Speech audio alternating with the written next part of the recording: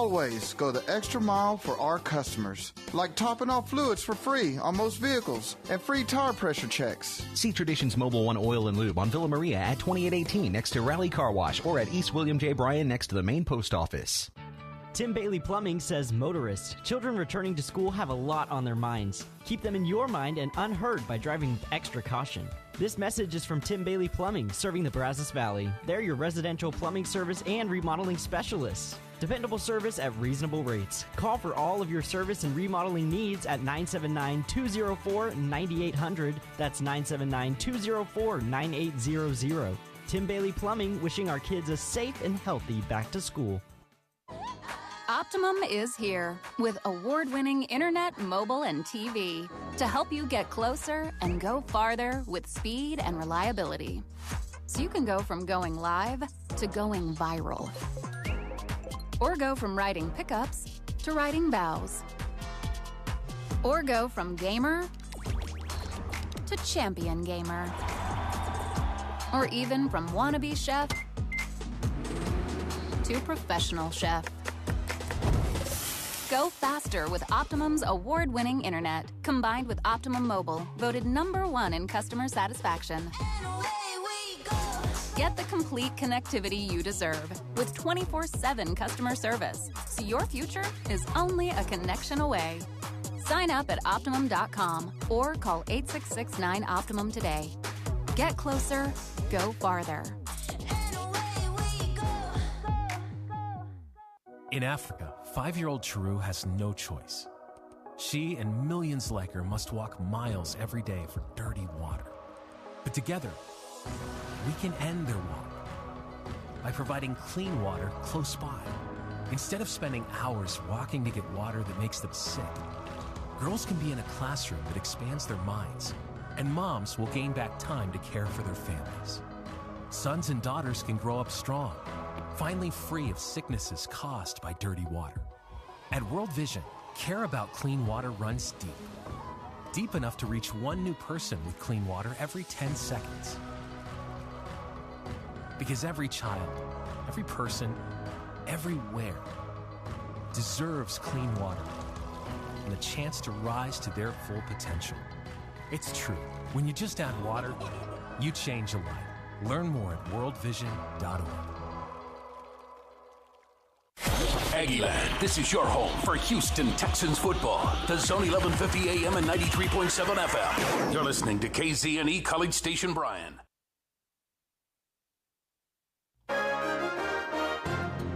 From WTAW, I'm Chelsea Reber with a news update on the Zone. 2 weeks after a pickup truck struck a motorcycle in College Station, the motorcyclist has died. College Station police identified the driver as 28-year-old Bry Keith Turner of Houston. CSPD previously reported the collision at Texas and Southwest Parkway happened when the northbound truck was making a left turn and struck the motorcyclist. The driver of the pickup, who made the turn on a flashing yellow signal, was ticketed for failing to yield the right-of-way. Brazos County has 3 known cases of monkeypox. That was part of an update Health Authority Dr. Seth Sullivan shared on the Health District's Facebook page yesterday. Importantly, the vast majority of monkeypox nationwide, worldwide, cases have been sexually transmitted or are transmitted through direct contact. Sullivan says recent studies do not show touching surfaces being a big driver of contracting monkeypox. As for the pandemic, Dr. Sullivan says we have seen the peak of cases involving the Omicron BA.5 variant, and Brazos County is now at a medium severity transmission level. The former Macy's store at Post Oak Mall is being sold to the city of College Station. The city council last night approved the $7.3 million purchase, which comes 8 months after the current owner bought the property for $3.5 million. There is no specific purpose for the building and 7 acres of parking. It turns out there are 2 more contested races in this November's local elections. Filing before Tuesday's deadline was a second candidate for the Bryan ISD single-member District 3 seat. Leo Gonzalez is running against Fran Duane. And there was a third filing for the special election for Place 5 on the College Station City Council. Nicole Gallucci joins Bob Yancey and Willie Blackman. The updated list of local council and school board filings is at WTAW.com. Follow us on Facebook and Twitter at WTAW 1620. I'm Chelsea Reber on The Zone. LSP Transport is looking for dependable individuals with a strong work ethic. They're currently seeking CDL drivers to attend their hiring event on August 26th and 27th at the Holiday Inn in Hearne, Texas. LSP Transport proudly offers competitive compensation packages. If you or someone you know is a CDL driver looking for a better opportunity, please attend LSP Transport's hiring event August 26th and 27th. For more info, visit lspt.jobs. LSP Transport is an equal opportunity employer. Start your sports day with Keyshawn, J. Will, and Max, powered by WC Tractor. Weekday mornings from 5 to 8 on 1150 AM and 93.7 FM. Or just tell your smart speaker to play Zone 1150. WC Tractors, your local award-winning Kubota and New Holland dealer. Call them with your questions at 1-888-8-TRACTOR. That's 1-888-8-TRACTOR. Or check them out online at WCTractor.com. Rise and shine. Weekday mornings from 5 to 8 with Keyshawn, J. Will, and Max from ESPN Radio. Powered by WC Tractor. Here on The Zone. Good morning, sports fans. I'm Zach Taylor with your Aggie Sports Minute on The Zone. This Sports Minute is brought to you by Hilco Metal Roofing and Supply. Call 936-825-0500 or click HilcoSupply.com. Well, T-minus 8 days until Texas A&M football kicks off the season, and still no announcement on who the starting quarterback will be. Veterans Haynes King and Max Johnson have been duking it out, along with freshman Connor Wigman. I asked Coach Jimbo Fisher if he would ever be opposed to alternating signal callers in the game. I did at LSU in years. Marcus Russell, Marcus Randall. We had Rohan Davey and Josh Booty. They rotated doing games all the way up to third, fourth game. And guys got injured, ended up guy having it, and then he ended up getting replaced at the end of the year. And the other guy, one that made all conference, the other one got replaced and ended up being the starter. So, I mean, I've had multitudes. If you go through it many years, there's multitudes of guys. We did it with Damian Craig and Pat Nix. We had roles for Damien to come in, and we didn't. But there's other years we played the whole guy the whole year. So whatever gives us the best chance to win. We'll see if that, in fact, is an option on September 3rd when the 6th-ranked Aggies host Sam Houston State at Kyle Field. Speaking of Sam, they were no match for A&M soccer last night as the Maroon and White rolled to a 6-0 victory. Mia Pante accounted for 2 goals for the Ags to improve to 2-0-1 on the season. And A&M volleyball will get its season underway this morning as it plays host to Hawaii for the Texas A&M Invitational. First serve is at 11 a.m. at Reed Arena. And that's been your Aggie Sports Minute, brought to you by Hilco Metal Roofing and Supply. On The Zone, I'm Zach Taylor. You can listen to Aggie football, basketball, and baseball on your Amazon Dot or Echo. Step 1, say, Alexa, enable Zone 1150 skill. Step 2, anytime you want to hear fighting Texas Aggie football, Texas A&M women's basketball, or Aggie baseball, all you have to do is say, Alexa, play Zone 1150. It's that simple to listen to your favorite A&M teams that play on The Zone with your Amazon Dot or Echo. Make sure to say one time, Alexa, enable Zone 1150 skill. Then say, Alexa, play Zone 1150. If I'm going to do this, I'll need my news team at my side. News team, assemble!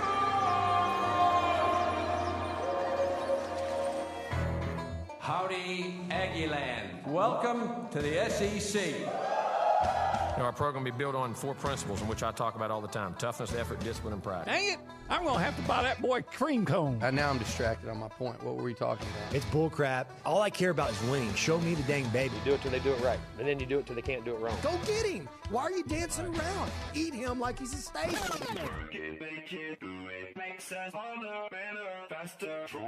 He fits what TexAgs radio is about. He fits into what the listeners are going to want. He's a pro on every level. That's how long I've been on ya. It's Nuño and the crew on TexAgs Radio, right here on Sports Radio 1150 AM and 93.7 FM. The Zone. You know how long I've been on ya. I got this game day intensity to me to start this Friday's show because it feels like we should have a game on Saturday. Well, we do have college football. I'm a little jealous that the Aggies aren't playing for another 8 days. That's okay, though. We're going to have a little wake up on Saturday, get some college football going here as we start the Go Hour here on TexAgs Radio, presented by David Gardner's Jewelers in the Rollo Insurance Studio. Our columnist extraordinaire, a good friend, Olin Buchanan, with us in the first hour of the show, as he always is. I'm jealous, but I'm pumped, and I don't really care about any of the games going on this weekend, but I'll be watching. Is there a certain game that you want to watch, that you're looking forward to watching this weekend? I'm a little interested in the game in Dublin. Yeah. That's not a good accent. I'm interested in the Northwestern Nebraska game. I am interested. Let's see, there was another game. Yeah, you know what? The Hawaii Vandy game. I found out that apparently you can't watch Hawaii in Hawaii. There's something going on with the cable networks and their deal or something. You can't watch them there, so that's interesting. Kind of messed up. It is a little messed up. That's probably it. Like, I'm looking through the schedule. I'll read you the games. We'll go through some picks later on, just because. Right? Like, I don't care about Austin Peay versus Western Kentucky. That's the first game. Any care? You know where Austin Peay is? No idea. Clarksville, Tennessee. All right. I knew it wasn't in Austin. We've got Nebraska Northwestern, which I am excited about. Austin Peay was a former governor of Tennessee. Is that right? Or something like some high guy. Idaho State versus UNLV. Don't really care. No, don't care. UConn, Utah State. Austin Peay once went to the Sweet 16 of the NCAA tournament. Their best player was a guy named Fly Williams, so their big cheer was, "Fly is open, let's go Peay." Are you kidding? I'm not kidding. That's not an Olin joke? That's truth. Fly is open, let's go Peay. And Dick Vitale said that if they won a certain game, because I can't remember who they upset, that he would go to their game the next year and stand on his head, and he did it. Well, if they win their game, I'll do a show with my fly open. Next one is Wyoming. Sorry. I do it just about every day. Well, not on purpose. No, it just happens. Sometimes it just falls. Wyoming versus Illinois. I might be interested in watching that. That one, I'd be okay with that one. Is that Bielema, right? Yeah. Is he still there? So I think it'd be funny to watch him fail. Yeah. Duquesne, Florida State. If I thought Duquesne had a reasonable chance to win, yeah. These games suck. Sorry. Yeah, they really do. Charlotte, Florida Atlantic. No, I probably won't watch that. I was going to do a segment where we're going to pick some. No, we're not going to pick any of these games. These games are all terrible. Florida A&M and North Carolina. Yeah, I would. I think North Carolina can handle that. Yeah, I think they'll be fine.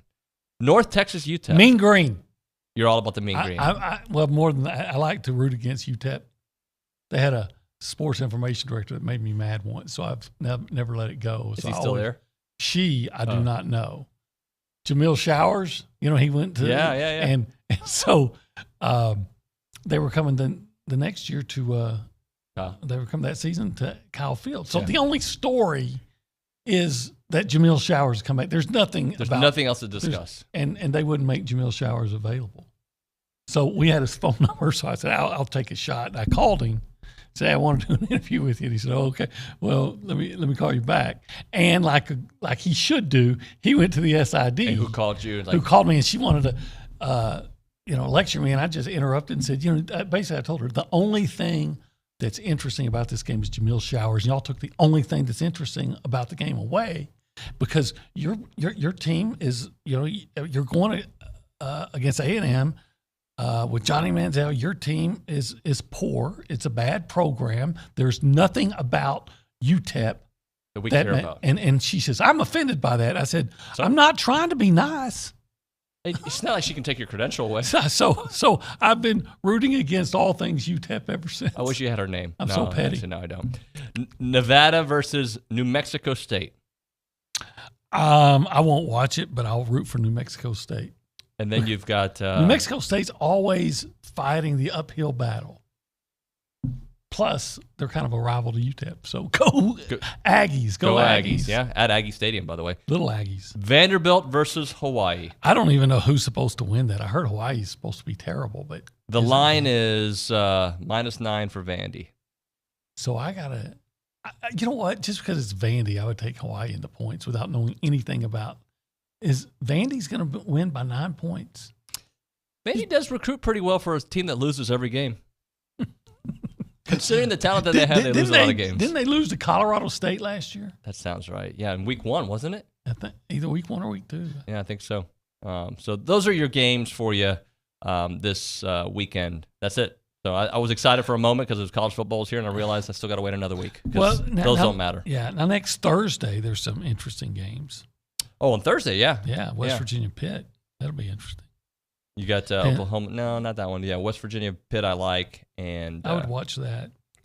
Yep, that's pretty much it. Actually, now that I think about it, Penn State Purdue. At least it's a conference game, right? Yeah. So there you go. Some college football. Hey, so I want to do this on the show, and I want reasons. So by the way, you can text the show on the A&B text line 979-693-1150, and but I'm going to ask you, OB. Give me some reasons. Give me 4 reasons. I knew that. You knew it was coming? We No, had a go little ahead and meeting. finish. Okay. 4 reasons. I can give you 4 reasons for just about anything. 4 reasons. This show's the best ever. No. 4 reasons that the Aggies can and will win the SEC. Okay. You want them right now? Let's do it right now. Okay, well, I'll give you some reasons. All right, first of all, improved quarterback play. They beat Alabama last year with a struggling quarterback. He had a really good game, but improved quarterback play. That's a reason. I think the more explosive offense that they're projected to have, and I think they will. I think that's a reason. Let me pause you on that one. So more explosive offense, which I 100% agree with. Does that mean they have the ability to do it, or does that mean they're going to rely on explosive offense? I don't think they rely on anything. I think they try to be, I know it's coach speak, and it's kind of boring. They try to be balanced, but they want to have that explosive element where when you say rely, does that mean that you're going to be throwing downfield 20 yards every play? No, I don't think it's going to be like that, even though I think any time you just turn the ball and hand the ball to Devon Achane, that's potentially an explosive play. So I think they're more explosive. I think they're strong. I think they're going to be strong in both lines. And I think that's a prerequisite to winning the SEC. Yep. Is you have to be strong on the offensive defensive lines. I think they're going to be. And then number 4 is they know they can beat Alabama. They've done it. I think sometimes you go over there afraid or thinking, well, gosh, if we play as close to perfect as possible and maybe they aren't going to be into it 100%, or maybe they'll make mistakes and here and there, and then maybe we can get into the fourth quarter, and then if we get a break, maybe we can pull it out at the end. I think a lot of teams go in with that attitude, and I don't think that's the way I think these guys are going to say, well, let's go. Let's you want to go, let's dance. Let's go, right? I don't think they're afraid. So I've said this for, I think, weeks, months. I think Alabama's vulnerable this year. And that does not mean that I don't think that they are a top 5 team or can't make it to the college football playoffs. I just think there's a couple areas on Alabama that make them vulnerable, hopefully for Texas A&M, but for other teams in the West or maybe even just the SEC in general. The lack of wide receivers that we know about, to me, like they last year in the championship game, when they lost those 2 guys, to me, their offense did nothing. They weren't as good. Right? They weren't as Mechie good. And Jamison Williams. Jamison Williams. That's a first-round pick and a second-round pick. Right. Because that's A. B, and maybe this is more A, the offensive line. Nick Saban yesterday said they're going to be better on the offensive line this year. Prove it to me. Prove it to me. Right? You can't lose a top 10 pick in Evan Neal. Typically you aren't better when you lose that kind of talent. That guy. And they also lost a starter at the other tackle. Yep. You can say, well, he wasn't that good, but he was good enough to be the starter. So for those reasons there, and I still think Bryce Young's going to put up big numbers, but what A&M does well is I think they're going to be better than them in the trenches, right? And I think that offensively they're going to be able to keep up with those teams. I'm not saying that they're going to, like you said, they're not going to rely. They're not going to be Ole Miss all of a sudden and pass a lot in Mississippi State. But the fact that they can, and the fact that their talent will dictate that they need to do that when you have an Evan Stewart on the field and a Devon Achane on the field and an Anaya Smith on the field. That doesn't scream to me ground and pound. That screams to me, when we need to open it up, we're going to open it up. Yeah, and I hope that they are able to get a couple of deep balls to Evan Stewart right away and give you an idea of what's coming and give everybody else that they're going to play an idea of what's coming. First play against Sam Houston, do they go deep to Evan Stewart? I'd be all for it. I think they go tight end. I'm going tight end. I'm going Max Olson. Max who? Sorry, I don't know. I said Max Olson. Isn't that the reporter? Yeah, he's a reporter, right? From ESPN. Yeah. Okay. Yeah. No, sorry. Texas guy. Yeah. No, they're going tight end 100%. He is a Texas guy. You're right. Yeah. All right, let's do this. Let's say hello around the room and get our shout outs out there. We go behind the glass. Nick Savage is in the house. Nick Savage. Good morning, y'all. Good morning, Macho Man. I appreciate that. I think you're missing the point, or you miss probably the most intriguing game. Idaho State and UNLV. And why is that intriguing? It's not. I was just kidding. Y'all are missing the point, though. It's just football, man. We finally have football to watch. I don't know. That's like somebody telling me, "Hey, I'm going to take you out for a great dinner," and I'm looking forward to it for weeks, and then they take me to McDonald's. McDonald's can be good. That's No, it divorce. can't. That's a divorce right there. Immediate. Like grounds for dismissal. Yeah. Oh yeah.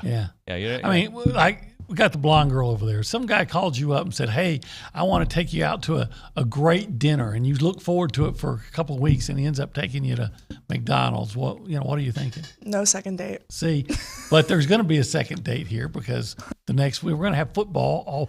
We just got to get past this first week, but at least it whets your appetite. It makes you feel like it's a dress rehearsal. It's a scrimmage, if you will, with your.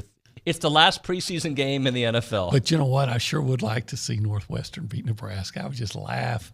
Are you anti-Scott Frost or anti-Nebraska, or you just like the storyline? I kind of like the storyline because, again, I have a long litany of character flaws. Yeah, and one of them is holding a grudge. And I remember when the national media was just blowing it up about, oh, Scott Frost, this is the greatest hire in college football this year. And then they'd kind of question about the A&M Jimbo Fisher hire. And I just think that it's hysterical. And then it seems like every year they would say, oh, but this year Nebraska's going to be good. Yeah, yeah. And if they were to go over to Ireland and lose, I guess the narrative then, well, they're undefeated in the United States. Because they always seem to be propping up Scott Frost. For my hot sports takes, like I need Nebraska to be good because I think they're going to be okay this year. Everybody says that every year. Hey, you know what? They only lost like 7 games by a touchdown or less. They had to leave. They still lost. They lost. Maybe that's bad coaching. Could be. Conversely, you could say the same thing about A&M, though. The losses came down to a possession or so. So the only one that didn't was I guess Ole Miss, but the Arkansas game. But all in the fourth quarter, you had a chance to win. Everyone. I don't know anyone that's propping A&M up, though. Yeah, like people they do aren't. Nebraska. No. They're getting props for the preseason poll based on talent and the recruiting class, but not in reality of what they think the season is going to play out to be. Most people have them losing. What was the total wins for them this year? 8.5? Yeah. And I've seen it written, well, A&M, look, they've lost this game, and so they're not going to be as good this year. So you can't count on them. And yet they'll say, oh, Nebraska was this, and so close. So this is going to be a big year for them. Yeah.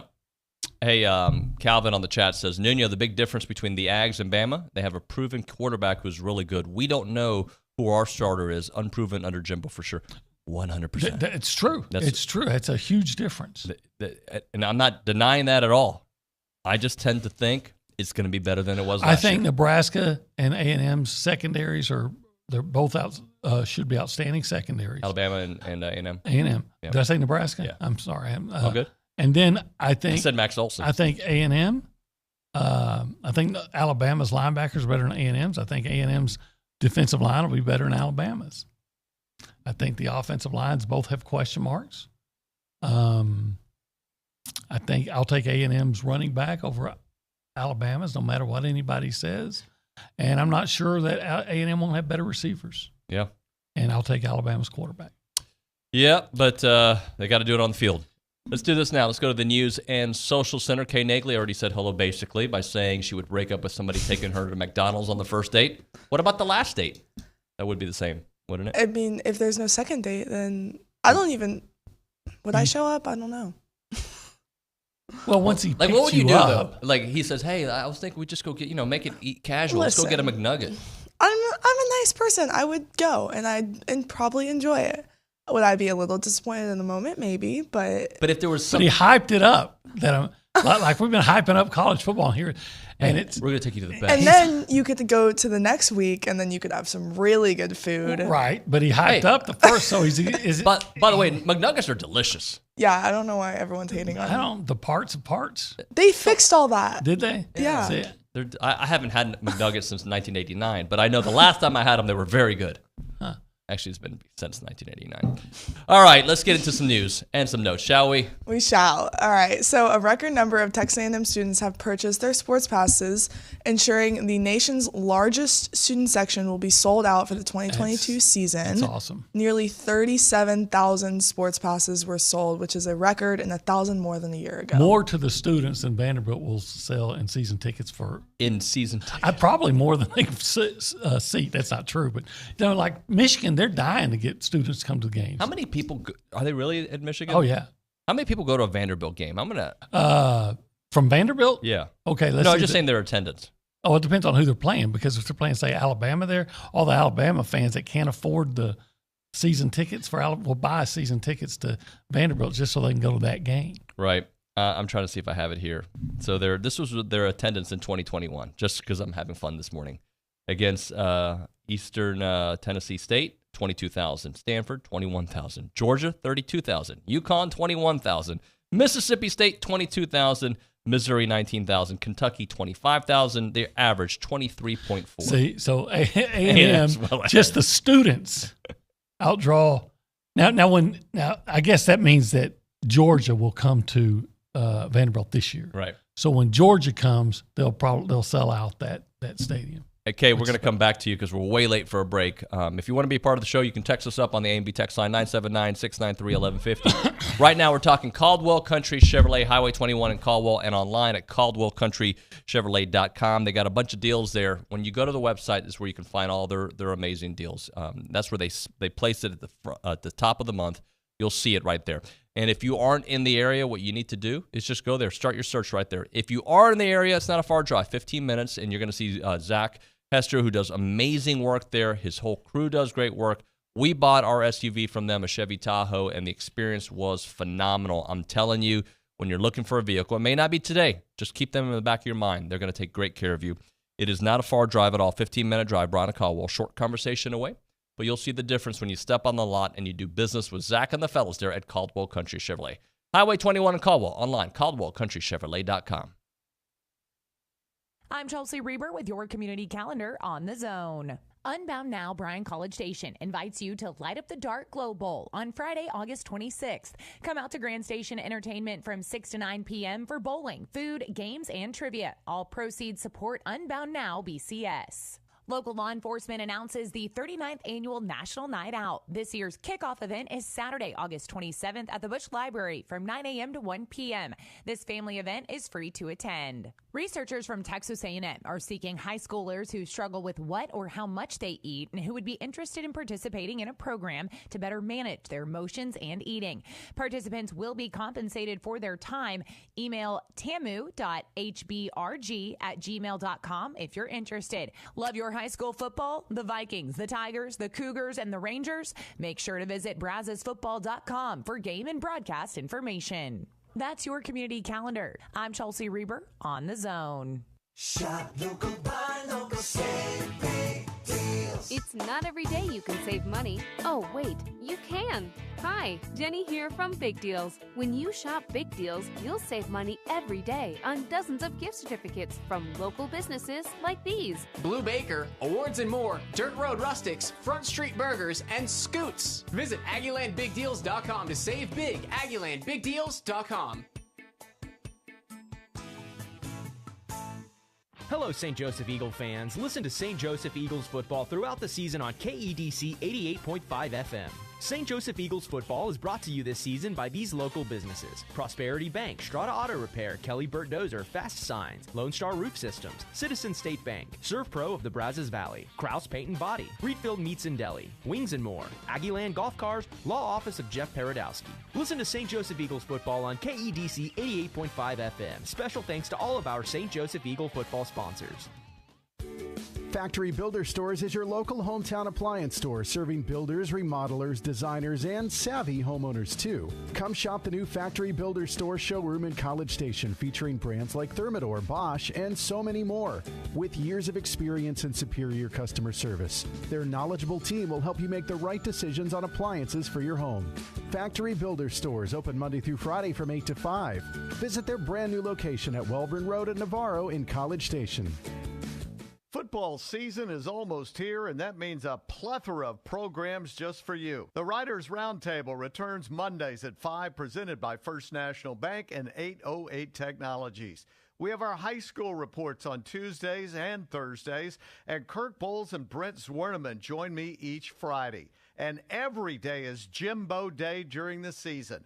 So phone the neighbors, wake the kids, tell them it's football season, weekdays from 4 to 6 here on The Zone.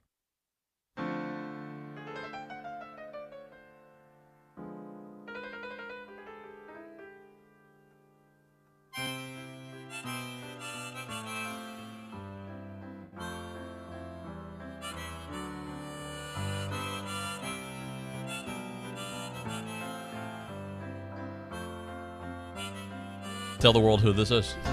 Piano Man. Billy Joel, Piano Man. Are you a big Billy Joel guy? No.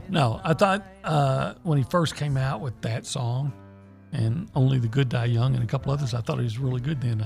But as you've lost interest, a lot of artists, some of them lose momentum, and I thought the older Billy Joel was not very good. It is Texas. Uptown Girl.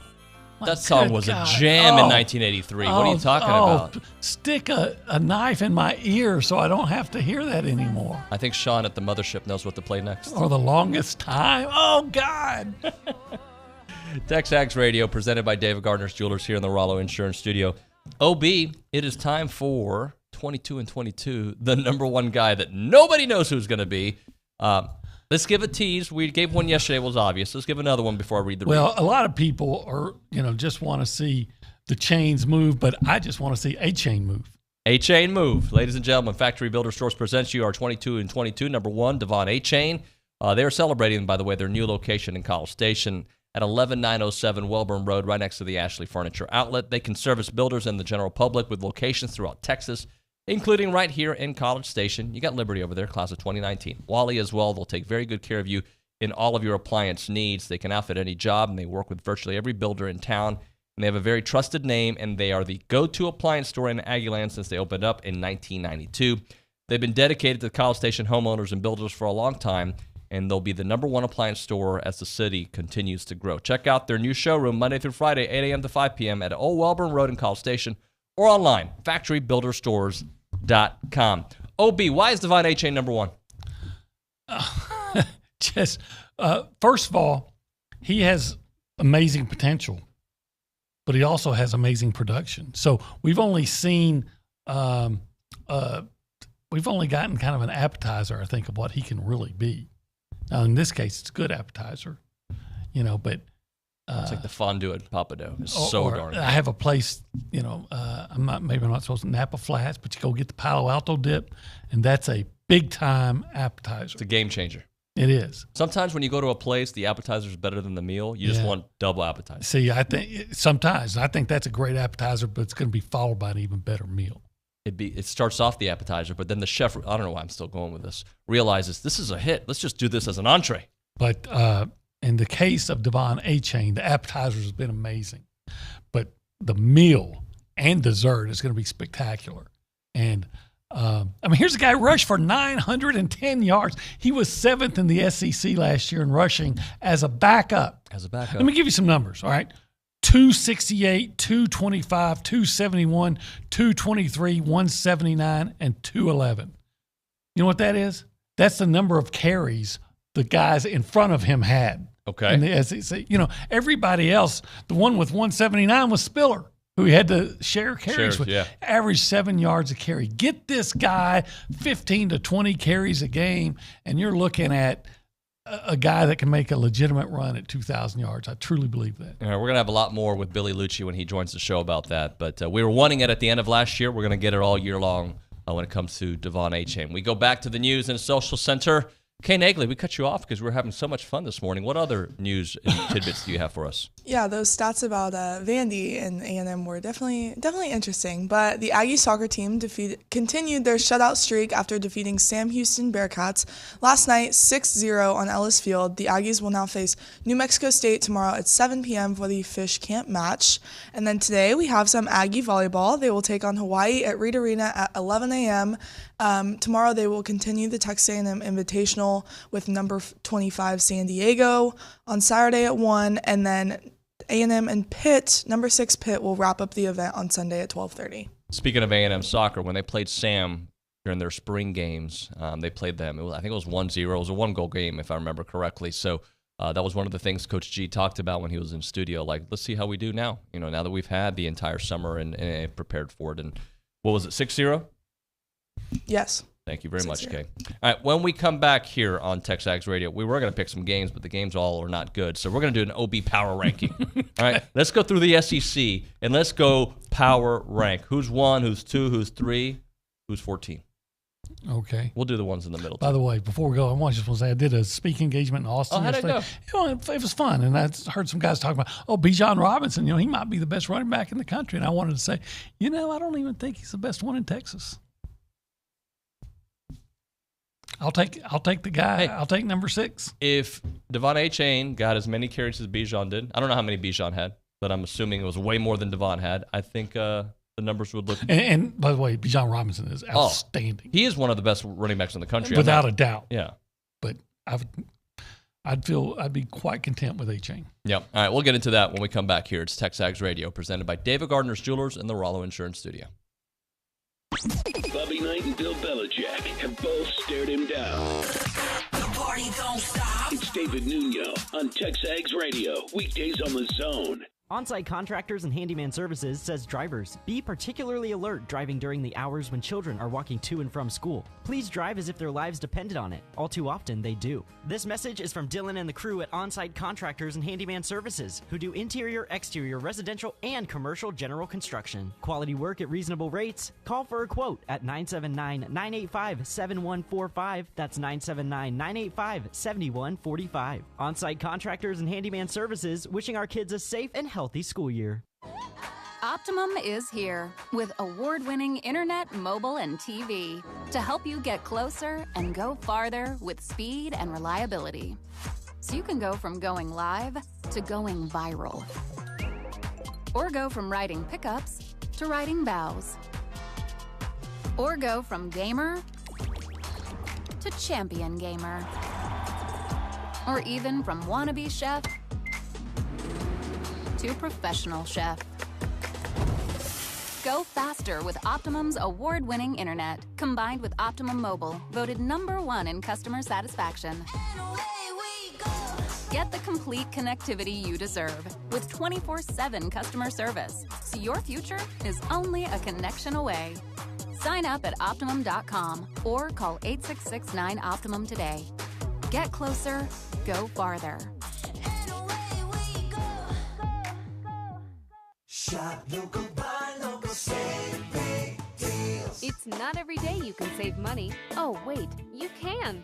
Hi, Jenny here from Big Deals. When you shop Big Deals, you'll save money every day on dozens of gift certificates from local businesses like these. Nestle Toll House Cafe by Chip, Socorro's Second Chance Resale Shop, Superior Auto Service, and Specialties Photography. Visit AggielandBigDeals.com to save big. AggielandBigDeals.com. When your diesel truck or construction equipment needs DEF, WPI has the best price in town. Only $12.99 for 2.5 gallons. Regardless of your machine's make or model, WPI can help. From custom hydraulic hoses, O-rings to teeth, buckets and blades. Any part, filter, fluid, battery, or lighting is at your local WPI. Visit Jesse James at WPI's new location in Bryan, Highway 21 east at Marina Road, or click WPI.com. You can hear the Paul Feinbaum Show weekdays 2 to 4 here on the Zone. Presented by Polaris Fun Center. Paul Feinbaum is SEC Country, and Aggieland is SEC Country too. Join Paul weekdays 2 to 4 here on the Zone. Polaris Fun Center, where you can get a $500 rebate on any 450 or 570 Model A TV, or $2,000 cash back on a Polaris XP1000. Polaris Fun Center, where they sell and service fun, not tractors. The voice of the SEC, and you can hear Paul Feinbaum weekdays from 2 to 4 on the Zone. When I get over this mountain, you know where I wanna go. Straight down. Who it is? Is the band. And Cripple Creek. He's going to say Lake Charles, Louisiana here in a minute. All right. And here I thought we were going to get some Billy Joel. Which was the song you hated again? Well, Uptown Girl. Uptown Girl. And, please, Sean, if you're listening, and, Uptown Girl what was next. the other one? The Longest Time, where they don't even have music. It's a cappella. Oh, just Uptown Girl. And make sure we, turn it up loud. It is TexAgs Radio. We're presented by David Gardner's Jewelers here in the Rollo Insurance Studio. Appreciate Rollo Insurance. Their headquarters is on Highway 6 right here in College Station. They've got so many different offices in the great state of Texas, over 45 by the end of the year. So we're looking forward to seeing them expand. 888-44-ROLLO, or go to rolloinsurance.com. OB? Yes, sir. Let's go through some power rankings, right? So the SEC, I think the answer is easy, but we're going to start from the bottom like Drake, and we're going to go all the way to the top, all right? Okay. So who is the 14th ranked team in the SEC? Those powerful Vanderbilt Commodores that may or may not beat Hawaii by 9 points. And I don't think we need to go into a full explanation. Okay? That's pretty self-explanatory. Pretty simple. 13. I put Missouri. I knew you were going to put Missouri. Did you? I got some against Black and Gold, I guess. They're not good. Well, they weren't good last year, right? Yeah. And they take Tyler Beatty off that team. That was actually a good running back. And Connor Baslick transferred. Yep. I can't even remember where he is. So that team's going to be better? I don't see it. So Nope. I agree with you. Number 12. I'm going to guess. Can I guess this one? Yeah. Auburn. Close, but no, I'm still going South Carolina. Oh, you're not buying the hype. No, I'm not. I mean, I know they made progress last year, and Spencer Rattler will make them better, but they're still a team that, with I think marginal receivers, a not good offensive line. Their secondary is supposed to be pretty good. I keep hearing that their defensive line is supposed to be pretty good, even though they lost a guy to the NFL. So I'm not buying that. I think South Carolina is one of those teams that's getting a little bit too much respect. A little too much love there. Okay. Remember, they had to rally to beat Vanderbilt last year in the last minute. That's true. All right. So if they're number 12, then who would be number 11? Auburn. Auburn, yeah, they're back. And I heard a guy saying that, you could make a case for Auburn to, finish second in the SEC. And I'm saying, what case is that? I can't wrap my head around that. They'll finish second in the state of Alabama. As long as they don't play Troy. Right. But they were saying, their offensive line is one of the best in the country. Well, wait. Their offensive line is one of the best. I know everybody's back, but they were 9th in the SEC in rushing last year with Tank Bigsby, who is a good running back. And he averaged about 4.3 yards a carry and that's against Alcorn and Alabama State. I mean, his big game was against South Carolina. I think he was over 100 yards like 4, maybe 5 times. But someone was Alcorn and Alabama State, and you're going to say that this is a great offensive line. I'm not buying that. Their quarterback, whoever it is either a freshman or a guy that got beat out somewhere else. No, I'm not buying that on Auburn at all. Who's their receivers? I don't know. They're not going to be good. Who's number 10? The Ole Miss Rebels. Okay. Again. So a 10-win team from last year loses their 2 coordinators, their starting quarterback, and Sam Williams on defense, and a couple other guys on defense. You think so they're going to go from being a 10-win team to potentially a 7-win team? Yeah, maybe. Mm-hmm. Yeah, I don't. Prove me wrong, Lane, but I just don't see it. I know they got Zach Evans in, but they had good running backs last year. Mm-hmm. So, all right, so we go to 9. Florida. I can see that. There's a lot of, and they may be higher than that. There's just so much talent in Florida. You'd think their roster's got to be, just got to have talent on the roster. Anthony Richardson, that quarterback, he's kind of a weird study there. Sometimes he looks great, but he's always hurt. But what if he's healthy? Well, the thing about Florida too, and I think I brought this up yesterday.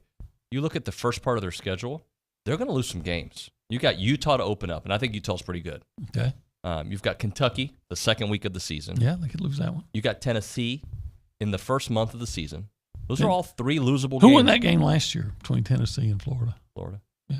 Yep. You've got Missouri to win. You got LSU. You got Georgia. All before November. All those that's a lot of potential losses to start off your season. Yeah, and then they get to play A&M too. If they beat Utah, though, it's a great way to start the Billy Napier regime. Yeah, that would be a great way, and they might. So now I believe we're on number 9. Number 9, actually number 8, Tennessee. Tennessee. Yeah. So you're not buying the Tennessee hype? No. I mean, I respect that they're going to be pretty good. I'll just say, with the exception of Kentucky, look at that schedule last year and tell me who they beat. And they had a good game, or maybe Kentucky had a bad game. It was 45-42. It might have went in overtime. I can't remember, but you look at their wins and you tell me, okay, what's that win that you say, Tennessee, right? Turn the corner. It's not there. Okay. So Then I have number 7. I have LSU. I thought that would be your and 7. I thought about putting them a little bit higher, but going with LSU. Everybody knows LSU has talent. I'm not going to go all in on a team with a quarterback transfer from the Pac-12. We've seen it fail too many times. Sure. Just a different caliber of competition. But they're going to be really good. LSU's going to be really good on defense, especially on the defensive line. Their offensive line is not very good, I don't think. Who's next? Next, I'm going to say the Mississippi State Bulldogs. Oh, okay. Yeah, third year under Leach. I don't know if they're going to be as good as they were last year, but they've got an experienced quarterback. They lost their good receiver that was so good, the transfer from Cal, whose name I can't recall. But in that system, does it matter? Leach just always seems to find a receiver. I don't know if he'll be as good, but he seems to find it. Charles Cross gone as well. Charles Cross gone, so I don't think they'll be as good on the offensive line, but they get rid of the ball fast anyway. Their defense, they got a lot of starters coming back. Yeah. Yep. All right. Who's next? Kentucky. At 5? That would be 5, the Kentucky Wildcats. Another team with its starting quarterback back. Christian Rodriguez is a good running back, but I do wonder how they're going to replace Wan'Dale Robinson, that really good receiver they had last year. That's a big, and they lost their, is it Liam Cohen, their offensive coordinator, that they lost as well. I'm going to go through the first part of their schedule. Tell me where their first loss comes, because I see a pretty manageable schedule. Miami, Ohio. That's a win. Florida, at Florida. I'll give them the win. Youngstown State. That's a win. Northern Illinois. That's a win. At Ole Miss. I'm going to take Kentucky. That's 5-0. Hosting South Carolina. That's a win. 6-0. Mississippi State at home. They get them at home. Could be a loss. So right now they're going to have to work for that one. 6-1. Is that where we're at? No, I have to take Kentucky because I put them ahead of Mississippi State. So they're 7-0. Yeah. At Tennessee. 8-0. At Missouri. 9-0. Hosting Vanderbilt. 10-0. Holy smokes, they're so good. Hosting Georgia. They lose. Hosting Louisville. They win. Holy smokes. But that's 11-1. But I also say in the SEC, maybe not so much in the West, the East, but there's a game that you're not supposed to lose that you're going to lose. Either Ole Miss or Tennessee. I could see that going either way. But that's, you see what I'm saying? Mississippi State. Yeah, it's a lot easier in the East. And if you think Mark Stoops got a lot of love this offseason, watch the freak out. They lost some guys in the offensive line too, did they not? They got to make some. I don't remember. I think they got to make some replacements, some significant replacements to the offensive line. All right, so now we're entering what number? Number 4. Number 4 is? Woo Pig Suey. Arkansas. So you think they're good, just not at the upper echelon good? Yeah, I think. Do that again. One more time. In Spanish. Sorry, just go ahead. Anyway, the Arkansas Razorback, I think they're going to be good. I don't think they're going to beat A&M, but I think they're good. I like KJ Jefferson. I don't think he's going to win the Heisman Trophy like that dipstick that you put on last week. And I think they're going to miss Treylon Burks terribly. They've got nice linebackers. They've got a nice secondary. Their offensive line's pretty good. Yeah. So, but I give all kinds of credit and respect to Arkansas. You're going to have to play well to beat them, but I think A&M will beat them. Okay. So now we enter the top 3, and this is a different level, different tier. I believe there's I'm guessing for you, from 3 to 4, there's a significant difference. Significant? I would say from 4 to 5, there's probably a significant difference. But number 3 for me is Texas A&M. Pick 'em. Yeah, I think Texas A&M is going to be really good, and the big difference between Texas A&M and the teams in front of them is they have a quarterback that you don't know much about. Yeah. And but they've recruited really well. They've had top 10 even before this number 1 class. Every class has been in the top 10. You can say, well, a lot of them hadn't played. Yeah, well, maybe that had something to do with that number 3 ranked class that had a lot of guys playing. You know, you have guys like Fadil Diggs that are ready to play and Tumisi Adilier ready to play. I've said it before. I think anything less than 10 wins is going to be looked at as a disappointment here. So then is number 2 Georgia? Yes. Okay. And they're number 2 more because they lost. Well, how can you lose that much? I know they recruit well, But didn't they have something like 14 players drafted and a whole crap load was drafted in the first or second rounds? And I don't care who you are, that's an enormous amount of talent that you have to replace. Hey, we keep getting this text message from Randall in Salado, who today and the other day says he can't hear you. Really? You sound great. No. You sound great on my headphones. They sound good in your headphones, Kay? I don't know. Yes. Nick, they sound good in your headphones? Yes, David. I'm pretty sure everyone heard OB's snort. Yeah, maybe it's just my talking fast with a raspy voice and an East Texas accent. I'm just saying it out loud because if somebody else has heard some issues with the mic, let us know. But I think it's going fine. I think Georgia has lost too much talent. That's a lot of talent to replace. However, they have recruited extremely well. I don't think they'll be nearly as good as they were last year, especially on defense.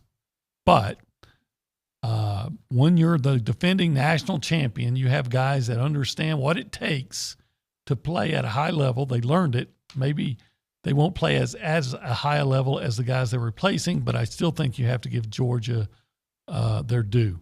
All right, let's do number one. Alabama. Oh, really? Yeah. You know, are they vulnerable? Yeah, they were vulnerable last year and played for the national championship. Yeah, here they are. They were so close to losing 4 games. And, Florida almost beat them. Florida, Arkansas. They did lose to A&M and Auburn. Auburn, yeah. And their game against LSU might have been close. LSU's another one that came down. They had several games that came down to the last couple of possessions. Absolutely. So you tell me they're going to be better than they were last year, and I say, okay, well, you're going to have to prove that when you take away the guys that you take off that team. Yep. All right, let's do this. Let's hit a break. When we come back, by the way, people are texting in. They hear you great. Oh, okay. So I am sorry, my friend. So, maybe the issue's in Salado. Yeah. Hey, go listen at the I've already forgot, the Stagecoach Inn and see if that makes any difference. Never been there. Yeah, it's supposed to be I've never actually been there, but I've heard. You've heard good things I've about heard good things about the Stagecoach Inn in Salado. I've heard you've heard. I know you've heard because you've been on the show, but you've definitely heard that Milliken Reserve is a great community. They told me if I ever buy a 10-acre lot that I can put giraffes out there on it. I could see that. Yeah. You said it's all about nature. It is and all I about like nature. giraffes. Yeah. I think they're expensive, and I don't think you're allowed. Giraffes or the 10 acres? Both. Okay. Yeah. And I think they'll be okay with it. I don't know how, what the rules are in Texas about having giraffes in your backyard. I don't know if Texas has rules against it. They may not. I don't know. But if let's just say theoretically Texas I've heard of allowed people it, having tigers in their backyard. That I think is also illegal. But I know it's a fact that it's Have you watched The Tiger King? I did watch it. That was pretty good. Yeah. Yeah. That was but Oklahoma. No tigers that I am aware of at Milliken Reserve. Not that I'm aware of. Or giraffes. Or definitely, or elephants. That I can do. But they do have deer. A lot of them. Yeah. And plentiful deer is the way it's written in the script. They have that. They got 30 miles of trails. I know you're a huge walker. 26 acres of open space, an extensive network of trails throughout a wooded landscape. That's Milliken Reserve. You know all about it, right? Go visit it. Next time you come to Kyle Field, just drive by on Welborn, or if you're coming down on Highway 6, whatever. Just stop by, take a look at that beautiful community. Go out and enjoy nature. MillikenReserve.com is the website. MillikenReserve.com. I'm Chelsea Reber with your community calendar on The Zone. The Arts Council of Brazos Valley Celebrate the Arts fundraiser is September 1st. More information about the agency's most important fundraiser is online at acbv.org. Registration is now open for Habitat for Humanity's annual Financial Literacy Series. Classes will take place every Thursday from September 1st through the 22nd from 6 to 8 p.m. in the Habitat Education Building. Visit habitatbcs.org for more information. Toastmasters International has helped millions of people become more confident communicators, public speakers, and leaders. The Bryan Club meets every Thursday from noon to 1 at the Mounts Library. Gain the skills needed to achieve your personal and professional goals. Submit your nonprofit event by email to news@WTAW.com. Your home for football with the Aggies, the Bryan Vikings, the Houston Texans, plus Sunday and Monday night NFL from Westwood One is the Zone 1150 AM and 93.7 FM. That's your community calendar. I'm Chelsea Reber on The Zone. Hey parents, when it comes to your child's education, there's a lot to consider. No matter what you're searching for, search the Bryan Broadcasting half-price tuition program first. We've partnered with schools and learning centers throughout the area to get your students started with high-quality programs at half price. Right now, we're featuring half-price tuitions at Hopewell Classical Day School, Kinder Music, Renner Academy, Sunshine School, and more. Half-price tuitions are first come, first served, and availability is limited. Go to halfpricebrazos.com. Serving part-time in the Army National Guard has led to a lot of firsts for me. It paid for me to be the first person in my family to go to school. That education got me to the first day at my dream job, which I can still hold while I serve part-time. That job and the home loan benefits I got from the Army National Guard helped me buy my first house. I also know that I will be one of the first to respond if my community ever needs me. Sponsored by the Texas Army National Guard. Aired by the Texas Association of Broadcasters and this station. Hey, Big Shot, come celebrate at Anthem Kitchen and Bar located at Big Shot's Golf Aggie Land. Anthem Kitchen and Bar is your new favorite hangout with plenty of seating for your whole crew, tons of screens, and some truly next-level scratch-cooked menu items. Big Shot's Golf brings the fun each day of the week with dueling piano events, trivia nights, a weekday happy hour, and so much more. Every Big Shot has an anthem, so come celebrate yours at Anthem Kitchen and Bar located at Big Shot's Golf Aggie Land. Visit anthem.bigshotsgolf.com to learn more. Keyshawn, J. Will, and Max. You start to worry about, oh my God, Tom Brady is a statue. There's different things that Tom Brady understands that he needs to do as a quarterback to not put himself in harm's way. I'm not worried about the offensive line at all because there's not a lot that you can do in this day and age to Tom Brady to put him in a situation where he's not going to be successful. I'm not worried about it one bit. Listen in to Key, J, and Max, powered by WC Tractor from 5 to 8 on the Zone.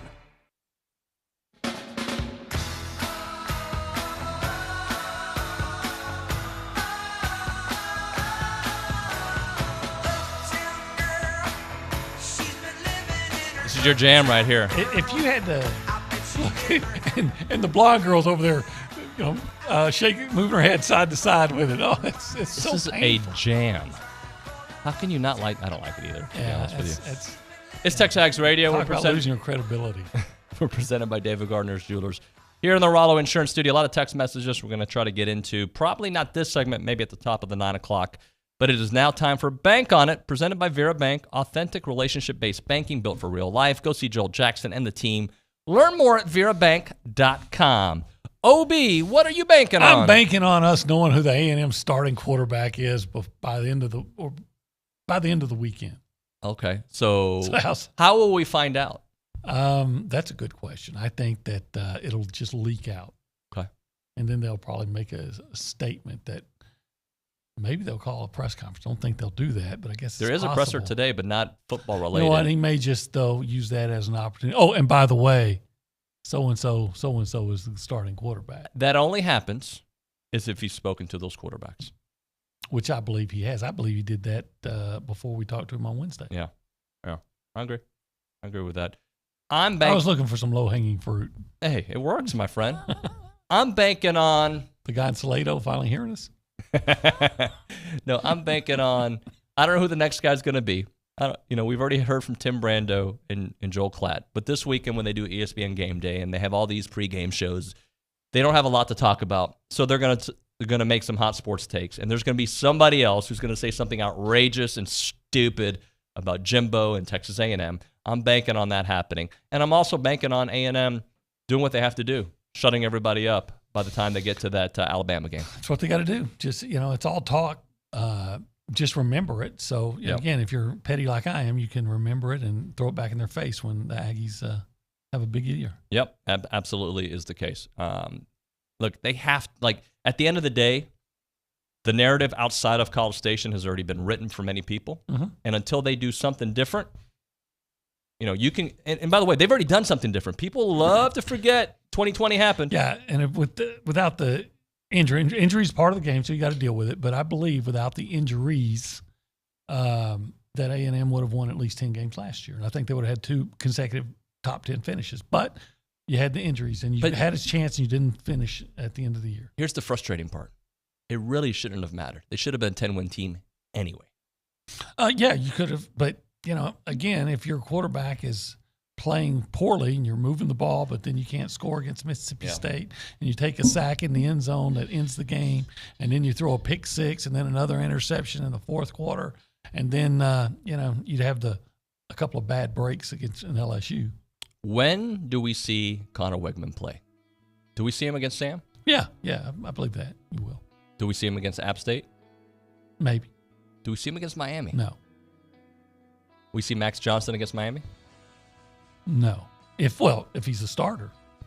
So Haynes King will get more playing time in Miami is what your guess is? If he's the starting quarterback, I think you're whoever just the starting go quarterback is. Unless you've won that game by 4 touchdowns, and you bring somebody up and mop up. Just trying to get a little sense of where you're leaning. I think Haynes is going to be named the starting quarterback, and I think once you get into the games that really, really matter, and the coach says, they all matter, just think about losing one. If you lose to one of your first 2, you got bigger problems than whoever your quarterback is. But once they get past those first 2 games, I think you'll see Jimbo go with his starter and only bring in a guy in mop-up duty. Thank you, Obi. You bet. Appreciate you. When we come back here on TexAgs Radio, we'll get to some of those text messages. I got some news and notes for you. You're listening to TexAgs Radio, presented by David Gardner's Jewelers, here in the Rollo Insurance Studio.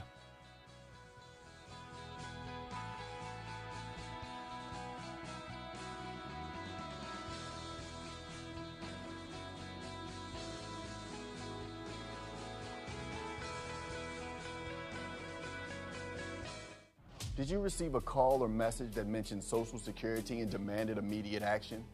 Did the caller know your Social Security number or other personal information and tell you that your Social Security number had been used in connection with the crime? Did you feel worried that your Social Security number might be suspended, your bank account might be frozen or seized, or you could be arrested? That is not the Social Security Administration. Social Security will not threaten you, demand your personal information, or instant payment. Email or text you pictures or documents, or use a real government official's name to gain your trust. Social Security does not accept payments by gift card, prepaid debit card, internet currency, or by mailing cash. Criminals use these forms of payment because they are hard to trace. Do not be fooled. Hang up. Ignore them. Report this criminal activity to the Social Security Administration Office of the Inspector General at oig.ssa.gov. Produced at U.S. taxpayer expense. This is Aggieland's home for Aggie basketball, Aggie baseball, and Aggie football. The Zone. 1150 AM and 93.7 FM. Tell us online at radioaggieland.com. This is KZNE College Station, Bryan.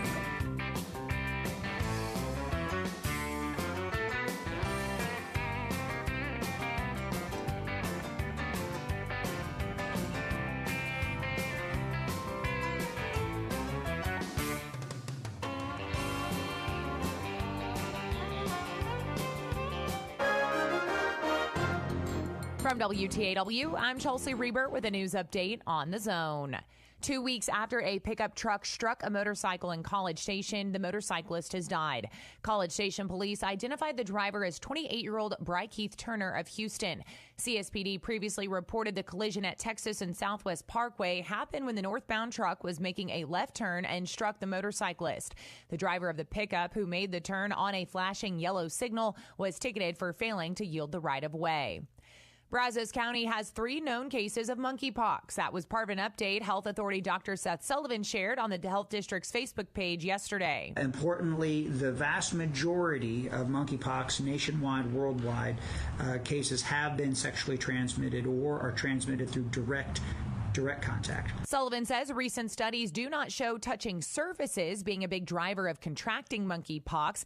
As for the pandemic, Dr. Sullivan says we have seen the peak of cases involving the Omicron BA.5 variant, and Brazos County is now at a medium severity transmission level. The former Macy's store at Post Oak Mall is being sold to the city of College Station. The city council last night approved the $7.3 million purchase, which comes 8 months after the current owner bought the property for $3.5 million. There is no specific purpose for the building and 7 acres of parking.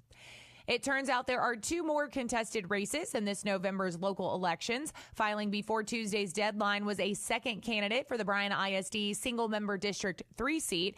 Leo Gonzalez is running against Fran Duane. And there was a third filing for the special election for Place 5 on the College Station City Council. Nicole Gallucci joins Bob Yancey and Willie Blackman. The updated list of local council and school board filings is at WTAW.com. Follow us on Facebook and Twitter at WTAW1620. I'm Chelsea Reber on The Zone.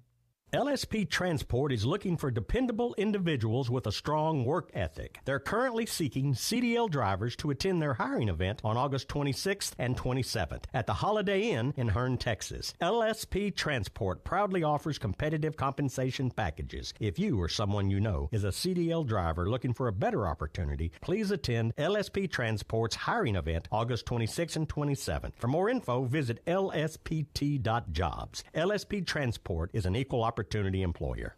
Hi, this is Jeff Vanderwood with Veribank. Veribank is continuing to grow in the Brazos Valley with a brand new full-service banking center on Highway 6 in front of Academy.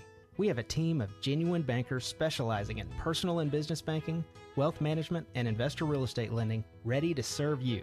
Veribank is here to help you succeed financially, and you can bank on it. Visit Verabank.com today. That's VERA Bank.com. Verabank. Member FDIC, Equal Housing Lender. Good morning, sports fans. I'm Zach Taylor with your Aggie Sports Minute on The Zone. This Sports Minute is brought to you by Hilco Metal Roofing and Supply. Call 936-825-0500 or click HilcoSupply.com. Well, T-minus 8 days until Texas A&M football kicks off the season, and still no announcement on who the starting quarterback will be. Veterans Haynes King and Max Johnson have been duking it out, along with freshman Connor Wigman. I asked Coach Jimbo Fisher if he would ever be opposed to alternating signal callers in the game. I did at LSU in years. DeMarcus Russell, Marcus Randall. We had Rohan Davey and Josh Booty. They rotated doing games all the way up to third, fourth game. And guys got injured, and ended up guy having it. And then he ended up getting replaced at the end of the year, and the other guy. One of them made all conference, the other one got replaced and ended up being the starter. So, I mean, I've had multitudes. If you go through it many years, there's multitudes of guys. We did it with Damian Craig and Pat Nix. We had roles for Damien to come in, and we didn't. But there's other years we played the whole guy the whole year. So whatever gives us the best chance to win. We'll see if that, in fact, is an option on September 3rd when the 6th-ranked Aggies host Sam Houston State at Kyle Field. Speaking of Sam, they were no match for A&M soccer last night as the Maroon and White rolled to a 6-0 victory. Mia Pante accounted for 2 goals for the Ags to improve to 2-0-1 on the season. And A&M volleyball will get its season underway this morning as it plays host to Hawaii for the Texas A&M Invitational. First serve is at 11 a.m. at Reed Arena. And that's been your Aggie Sports Minute, brought to you by Hilco Metal Roofing and Supply. On The Zone, I'm Zach Taylor. There's something special happening in College Station. Because there ain't a better place to go to school and play ball. We don't like it, we're coming on. Get used to it. Bring the noise, 12th man. This is our time. Join us Saturday, September 3rd. It's the season opener versus the Sam Houston Bearcats. Our coverage begins at 10 a.m. on your home for Aggie football, the Texas A&M Sports Network. Gig 'em. Listen to Aggie football on 1150 a.m. and 93.7 FM. Online at RadioAggieland.com or tell your smart speaker to play Zone 1150.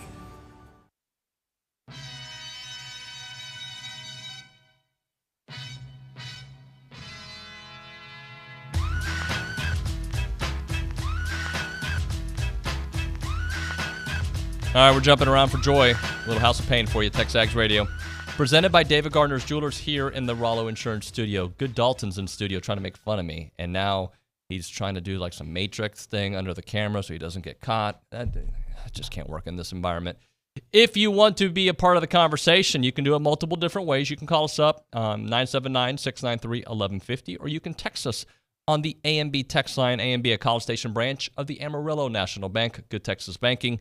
The website is anb.com. So earlier in the show, I gave OB an opportunity to give us 4 reasons the Aggies can win the SEC. And I'm going to give you my 4 reasons here, plus we'll get to your text messages and some news and notes that I found. So if you want to send in your reasons that the Aggies can win the SEC, go ahead and do that on the AMB text line. So the biggest reason to me they can is the talent gap is starting to narrow, right? When you consistently get top 10 classes, top 5 classes, the number 1 class, and you start adding them on top of each other, people forget about some of the talent that was here waiting for their turn, right? Waiting, the 4- and 5-star mammoth human beings that have been waiting for their opportunity to start for this program. Those guys, that's their time is now. Yes, they got to go and prove it. But by the way, every other guy has to go prove it too. Georgia's guys have to go prove it. They've done it before. One time they won a national championship in recent history. They got to go do it again, right? They lost a bulk of that team to the NFL.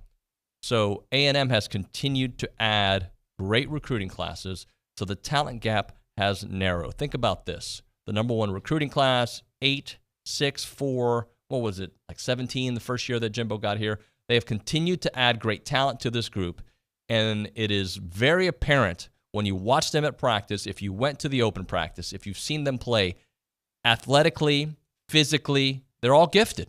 They are absolutely all gifted.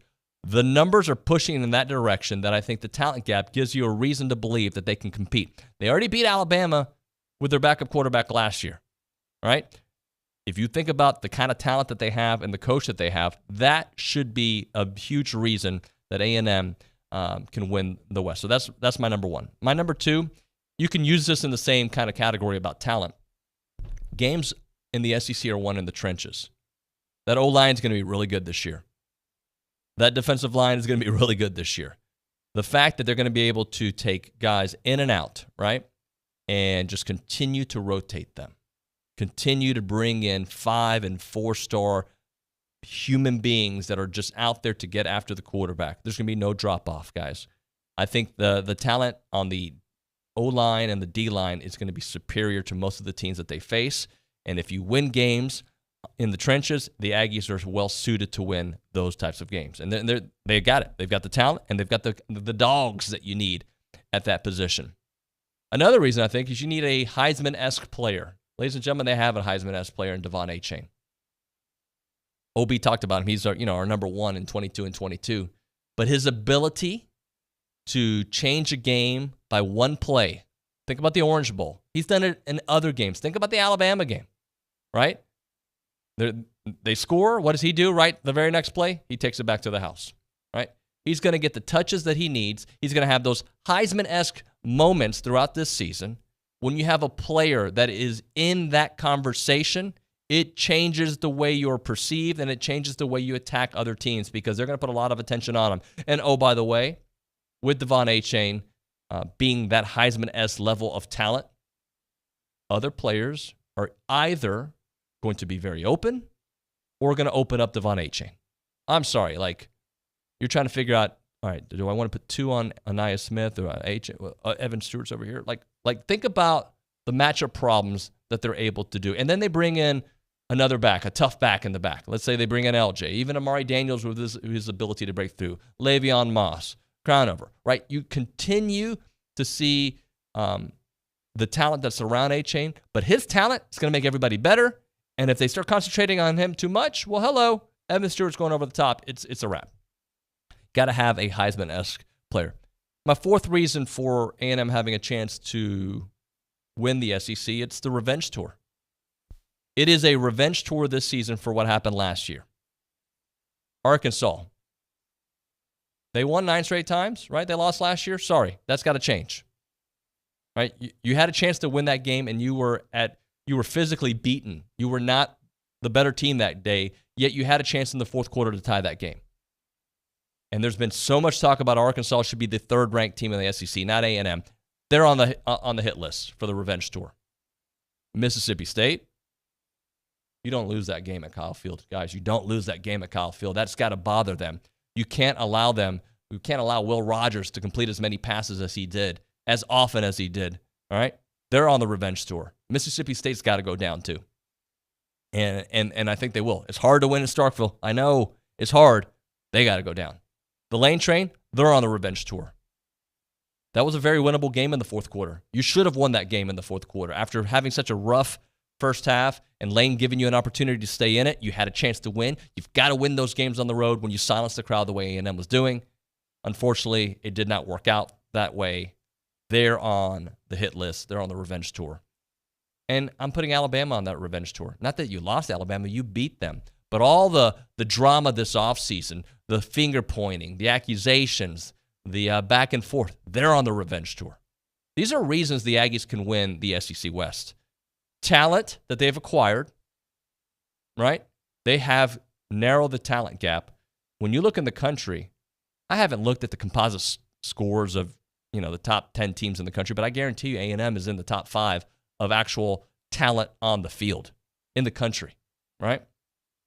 The trenches, where you win games in the SEC, my number 2 reason, absolutely. When you get after the quarterback the way I think this team is going to and protect the quarterback the way I think they're going to, and quarterbacks that can make the throws and make the runs, all right.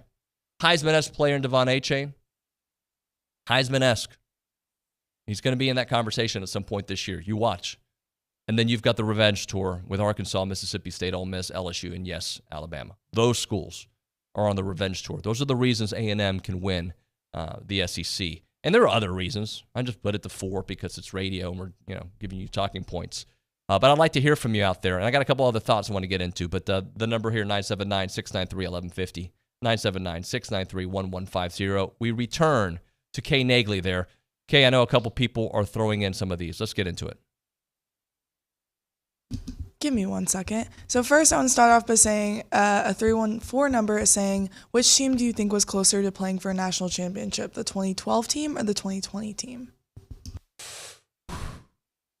2020 team.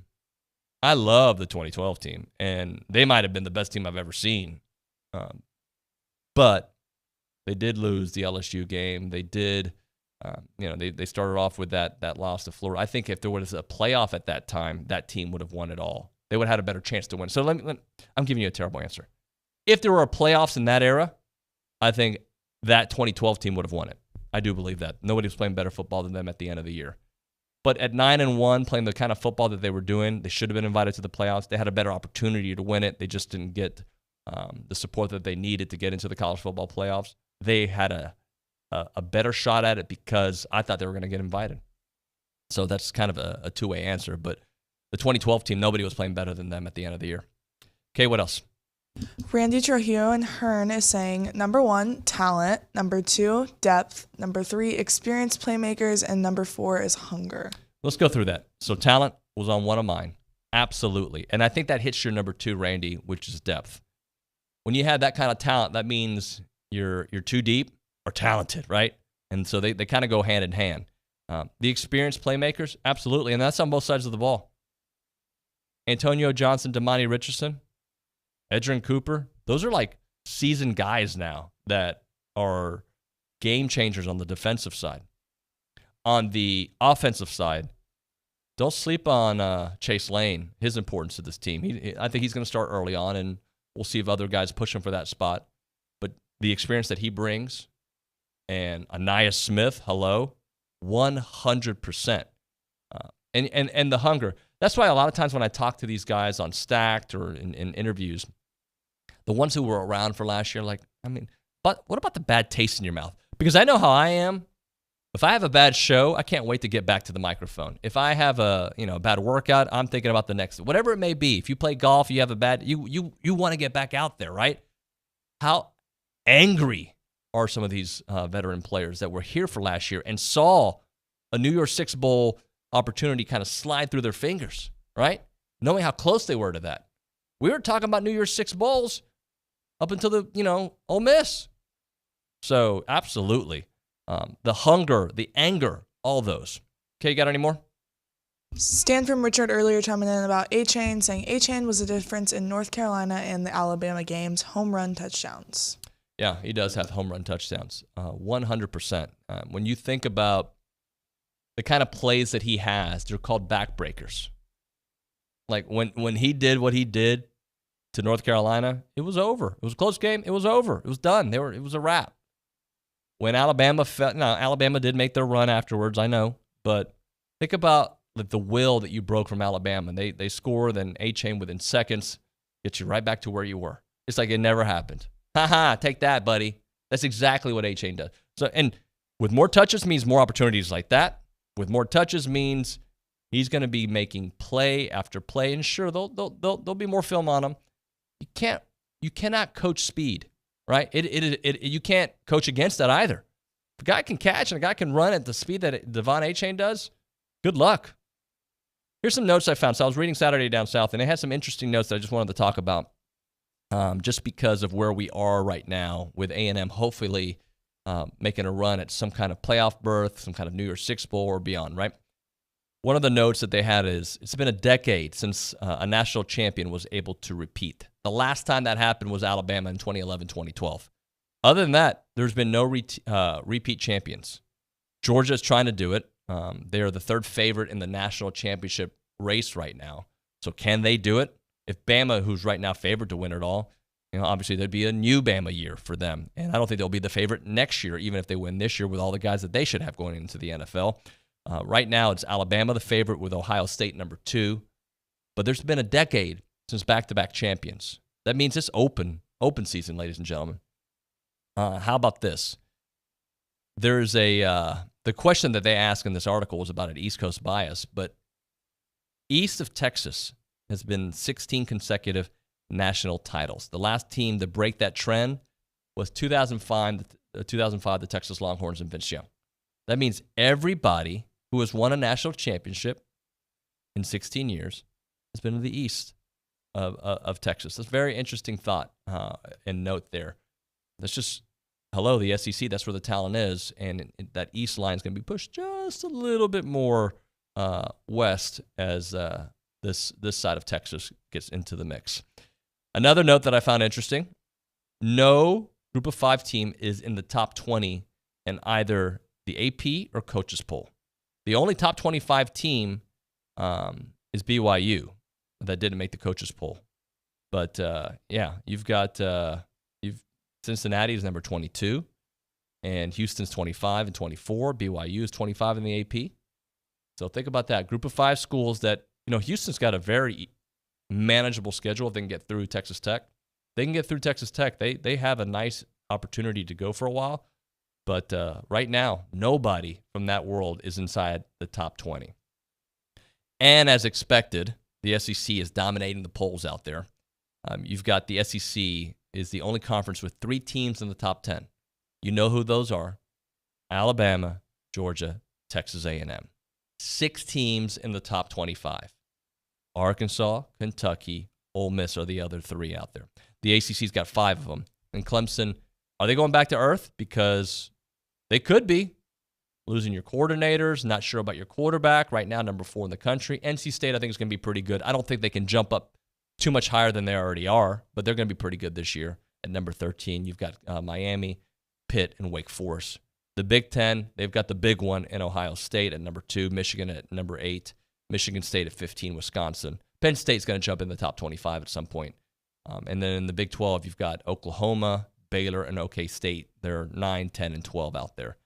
Pac-12 gets a lot of love for Utah, as they should. I think Utah's a pretty good team. Oregon's at 11. USC, are they really the 14th ranked team in the country? Potentially. Again, they're one of those teams that I got to see. And then the last little note that I wanted to talk about was the title game. I think I knew this, and then I forgot it. But the national championship game is going to be held in L.A. this year. So if the Aggies are able to play, we're going real west out there. But it's going to be at SoFi Stadium January 9th, right? And then you got your semifinal games at the Peach Bowl and at the Fiesta Bowl in Arizona. So you can get to one of those. Those are the locations that, if A&M can get things right, should be on your mind for your winter planning, for your holiday planning there for bowl season. All right, when we come back here on TexAgs, we'll get to more of those text messages for your 4 reasons that A&M can win. You can do that on the A&B text line, 979-693-1150, 979-693-1150. Right now, we're talking Heritage Films. Chance McClain and Heritage Films, they make documentary films about your family. I talked to somebody yesterday about it. They're like, hey, man, is that like legit? I hear you talking about it. Like, oh, yeah, it's legit. You got to check it out. Like, and I'm serious. Go to the website, see the kind of work that Chance McClain does there at yourheritagefilm.com. He'll do a documentary film about your family. And when we're talking about this, like, I don't want you to, like, this is a cool thing, like, that is a gift for everybody. It's not just a one-person gift. When we gave my dad his gift, that was something that my kids got to enjoy, my mom got to enjoy, my brother, his family, and we got outside family like, hey, man, when can we watch it? Well, come on over. I know you live in Miami. Make the drive. Go do it. Like, we've got so much family out there that they're going to be able to reap the benefits of this. And then my kids are reaping the benefits of it. They're not really going to realize it until like 10 years from now, 15 years from now, when they start sharing it with their family in 20 years, hopefully 20 years. Goodness, you're young. But you see what I'm saying? Like, this is a gift that gives for a long time, where you get your origin story, a 2-hour documentary film by Heritage Films. YourHeritageFilm.com is the website. YourHeritageFilm.com, 713-893-8341, 713-893-8341. I'm Chelsea Reber with your community calendar on the Zone. Unbound Now Bryan College Station invites you to light up the Dark Glow Bowl on Friday, August 26th. Come out to Grand Station Entertainment from 6 to 9 p.m. for bowling, food, games, and trivia. All proceeds support Unbound Now BCS. Local law enforcement announces the 39th Annual National Night Out. This year's kickoff event is Saturday, August 27th at the Bush Library from 9 a.m. to 1 p.m. This family event is free to attend. Researchers from Texas A&M are seeking high schoolers who struggle with what or how much they eat and who would be interested in participating in a program to better manage their emotions and eating. Participants will be compensated for their time.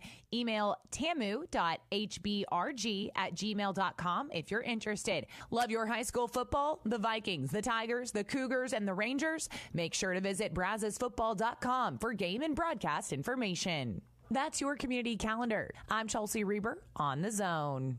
For nearly 2 decades, TexAgs has been the #1 Aggie sports group online, and thanks to that passionate community, we've been able to grow it into so much more. TexAgs is now an industry-leading media company that covers Aggie football, basketball, baseball, and recruiting like nobody else. Our staff of over 30 consistently delivers in-depth analysis, X's and O's, award-winning video content, and the most reliable insider information you can find. So if you love the Ags, come check us out. Become a premium subscriber at texags.com/subscribe. Hey, Big Shot, come celebrate at Anthem Kitchen and Bar located at Big Shot's Golf Aggie Land. Anthem Kitchen and Bar is your new favorite hangout with plenty of seating for your whole crew, tons of screens, and some truly next-level scratch-cooked menu items. Big Shots Golf brings the fun each day of the week with dueling piano events, trivia nights, a weekday happy hour, and so much more. Every Big Shot has an anthem, so come celebrate yours at Anthem Kitchen and Bar located at Big Shots Golf Aggie Land. Visit anthem.bigshotsgolf.com to learn more. When you drive drowsy, you may see things that aren't there. A pink armadillo in the road. How pretty. And there's my Aunt Angie riding a sparkly unicorn. However, you may not see things that are there until it's too late. Oh, an oncoming car? So always get plenty of rest before long trips. Take breaks, share the wheel, and avoid driving in the middle of the night. Oh, a friendly nurse. Be safe. Drive smart. Brought to you by TxDOT. Everything in life has rules, and the Zone has prize rules for all contesting. You can check them out at zone1150.com. You may know you can win once every 30 days. There can only be one winner per household per month. You have 30 days to pick up your prizes. You have to be 18 or older to win. You have to present a legal ID to claim your prize. All prizes are non-transferable and not for resale. To make sure you do know all the rules, or if you have any questions about the prize rules, make sure to visit zone1150.com. Zone1150.com.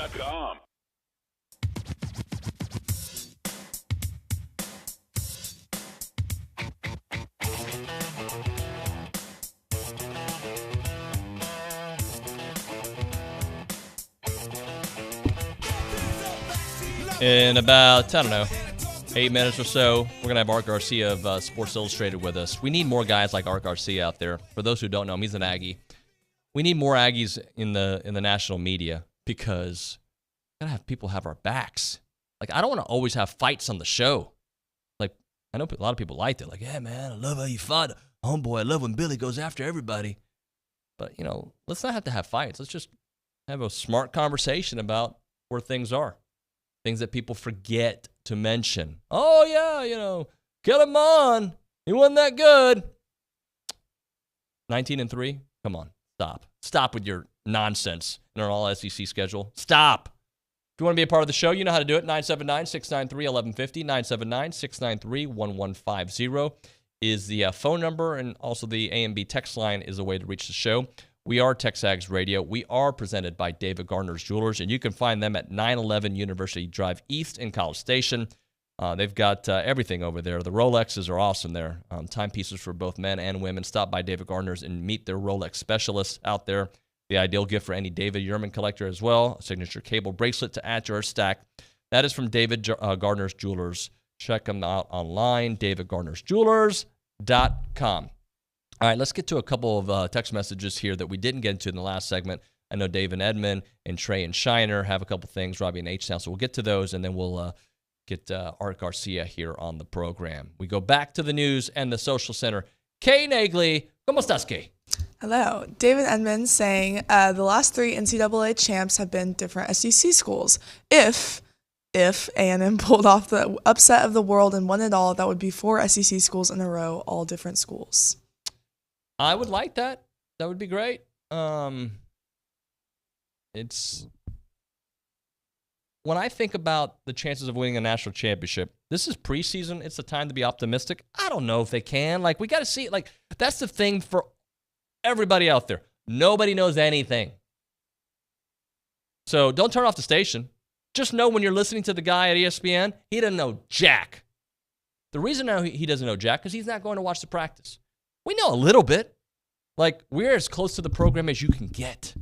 Billy, like, his insight is closer than anybody out there, right? When his sources over there, he knows, right? But nobody knows anything because you got to see it happen. Now, you can look at trends, you can look at, talent and make a pretty good educated guess. And you can look at what happened last year and think, yeah, some of those things aren't going to happen this year. But at the end of the day, these people who are predicting, like, how can anybody rightfully predict what's going to happen with the University of Miami this year? All those transfers. How can anybody with Georgia, like, yes, history says that they have this kind of talent, but nobody knows. Like, is Stetson Bennett going to be as great as he was last year without having, and he wasn't great last year. He was really good in a couple of big games, and they needed that. And he has grown. He's, a 6-year guy now? So, like, I believe he's going to have a fine season. But how is that going to be enough for Alabama to finish as the 3rd-ranked team in the country and make it to the playoffs if they don't have that defense of that supreme level that you saw last year? I don't know. Nobody knows because you haven't seen those people play. This is not the NFL where you've got like several years of film and talent. And with this new transfer era, nobody knows how new talent's going to gel because you can't just throw talent together. Sure, you can develop talent, you can bring it together, and it will give you a better chance, but it doesn't guarantee anything. Okay, what else? Trey and Shiner saying, we have everything we need. The QB is the missing link. I know Jimbo will make the right pick. Yep. I am not worried about Jimbo at all. I'm not worried. The only thing I'm worried about is that it's the SEC and you got to worry. Now, you could be a really good team and lose 4 games in the SEC, and people are like, oh, you're 8-4. That's just a reality. You could be a really, really good team in the SEC and lose 4 games. I don't think A&M's going to lose 4 games. I'm just telling you, that's the reality of the SEC. Those teams in other conferences don't lose 4 games. That's the bottom line. Let's try to get Matt and Trey in here before we hit a break.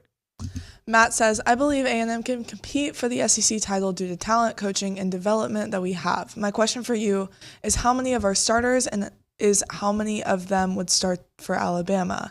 Compared to Fisher's first year in 2018, I would bet that number is significantly more today because of stacking classes. Yeah, I probably need to do that on another segment, and I'll just kind of like go through the positions. Like, are you going to start Devon A-Chain over Jahmyr Gibbs? Yes, you are. You're going to start one of our centers over there? Yes, you are, if it's Wyckoff or Foster. Are you going to start Evan Stewart over their wide receivers? I think so, and Anaya Smith too. I do. I know Burton's over there now, but I don't think he's at their level. Bryce Young's going to start on right now over whoever A&M has. That's a fact. That's easy. Like, Will Anderson's going to start over our guys, right? Like, that's so I can go through it. But I think it's not always necessarily who would start over. It's who plays the best together and who's got the best game day philosophy and game plan.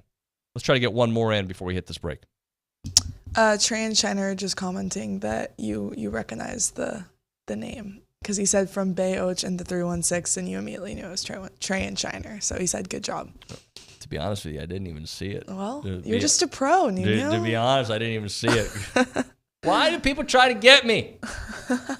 You're not going to get me. You know what you're going to get? You're going to get a poor intern trying to make it in this world at the social center, and an FCC violation is going to go her way.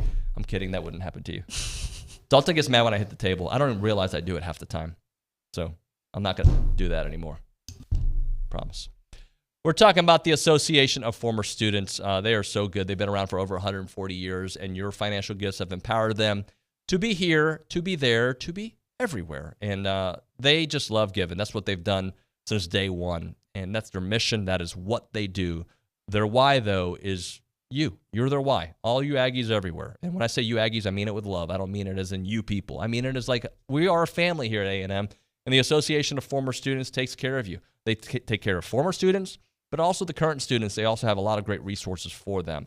That's why I encourage you to check out IamTheWhy.com. IamTheWhy.com is a website that has a collection of Aggie stories. It's like a YouTube page for Aggie stories. You can upload your story there on IamTheWhy.com. I hope some of you have. I'd like to hear from it. And in fact, if you have, text me on the AMB text line. I want to watch your story because there's some great stories there on IamTheWhy.com. I may even share it on the show. Like, hey, take a look at this. This is what they're doing there at the Association of Former Students. So check it out, IamTheWhy.com. That is IamTheWhy.com, the Association of Former Students. Well, here we are, face to face. A couple of silver spoons. Damn, you guys are good. Nuño and OB on the go hour. During TexAgs Radio, mornings at 8 on the Zone. If you have a debit card, you're used to spending money. But what if your card actually ended up earning you money? That's not exactly normal, but that's what you can get at A&B. It's called Kasasa Cashback Checking. Don't mind the weird name. What you need to know is that it's a free account with cash rewards. Use your debit card for everyday purchases, and we'll pay you cash back every month. If that doesn't sound like normal banking, well, guess what? We're not a normal bank. So contact A&B today and ask for Kasasa or visit ANB.com. Equal housing lender, member FDIC. Hey parents, when it comes to your child's education, there's a lot to consider. No matter what you're searching for, search the Bryan Broadcasting Half-Price Tuition Program first. We've partnered with schools and learning centers throughout the area to get your students started with high-quality programs at half price. Right now, we're featuring half-price tuitions at Hopewell Classical Day School, Kinder Music, Renner Academy, Sunshine School, and more. Half-price tuitions are first come, first served, and availability is limited. Go to halfpricebrazos.com. Does your bank know your first name? At Normandy State Bank, they do. Normandy State Bank is locally owned, controlled, and operated. This local personal touch means banking decisions are made on site the same day you request it. Normandy State makes banking easy. They're open Saturdays, offer state-of-the-art online banking, bill paying, fund transfers, check and statement images. Normandy State, where customer service is their priority. Normandy State Bank, rock solid. Member FDIC. Tim Bailey Plumbing says motorists, children returning to school have a lot on their minds. Keep them in your mind and unheard by driving with extra caution. This message is from Tim Bailey Plumbing, serving the Brazos Valley. They're your residential plumbing service and remodeling specialists. Dependable service at reasonable rates. Call for all of your service and remodeling needs at 979-204-9800. That's 979-204-9800. Tim Bailey Plumbing, wishing our kids a safe and healthy back to school. Question: would you pick a chain barbecue place over a hometown joint? Do you root for East Coast universities instead of the local team? Nah, then why choose a big Wall Street bank? A&B started in 1892. 5 generations later, we're still owned and operated by the same Texas family. We support this community. We value your privacy. We make quick decisions, and we hate red tape. We answer to you, not Wall Street. Bank with A&B. Family owned, Texas proud. Member FDIC, equal housing lender. You can hear the Paul Feinbaum Show weekdays 2 to 4 here on the Zone. Presented by Polaris Fund Center. Paul Feinbaum is SEC Country, and Aggie Land is SEC Country too. Join Paul weekdays 2 to 4 here on the Zone. Polaris Fund Center, where you can get a $500 rebate on any 450 or 570 Model A TV, or $2,000 cash back on a Polaris XD1000. Polaris Fund Center, where they sell and service fun, not tractors. The voice of the SEC, and you can hear Paul Feinbaum weekdays from 2 to 4 on the Zone.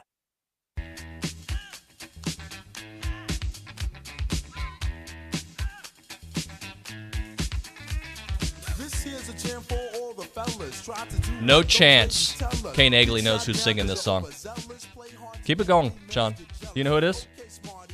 I just put my earphone in. Hold on. Turn it up a little bit. Is this LL Cool J? Come on now. You're done. I have no idea. It is TexAgs Radio. Keep the song going. Who is it? I'm not going to tell you yet. That's I'm going to let our next guest tell you. I hope he knows. TexAgs Radio presented by David Gardner's Jewelers here in the Rollo Insurance Studio. We go to Art Garcia, Metroplex's own and SI correspondent, you name it. Art, you know who this is, right?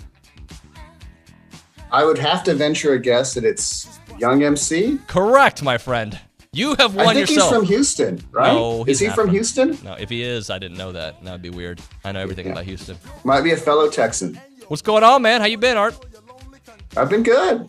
Getting ready for a new football season, just like you guys. So I gave you a little props earlier. We need more people like you working for national publications because I feel like there's so much anti-A&M love out there on all the, the Joel Klatz, the Tim Brandos, everybody who's on these shows. So we need Aggies out there defending the good fight for us. So happy to have you on the show, man. It's been a minute. Well, I'm happy to help carry that torch.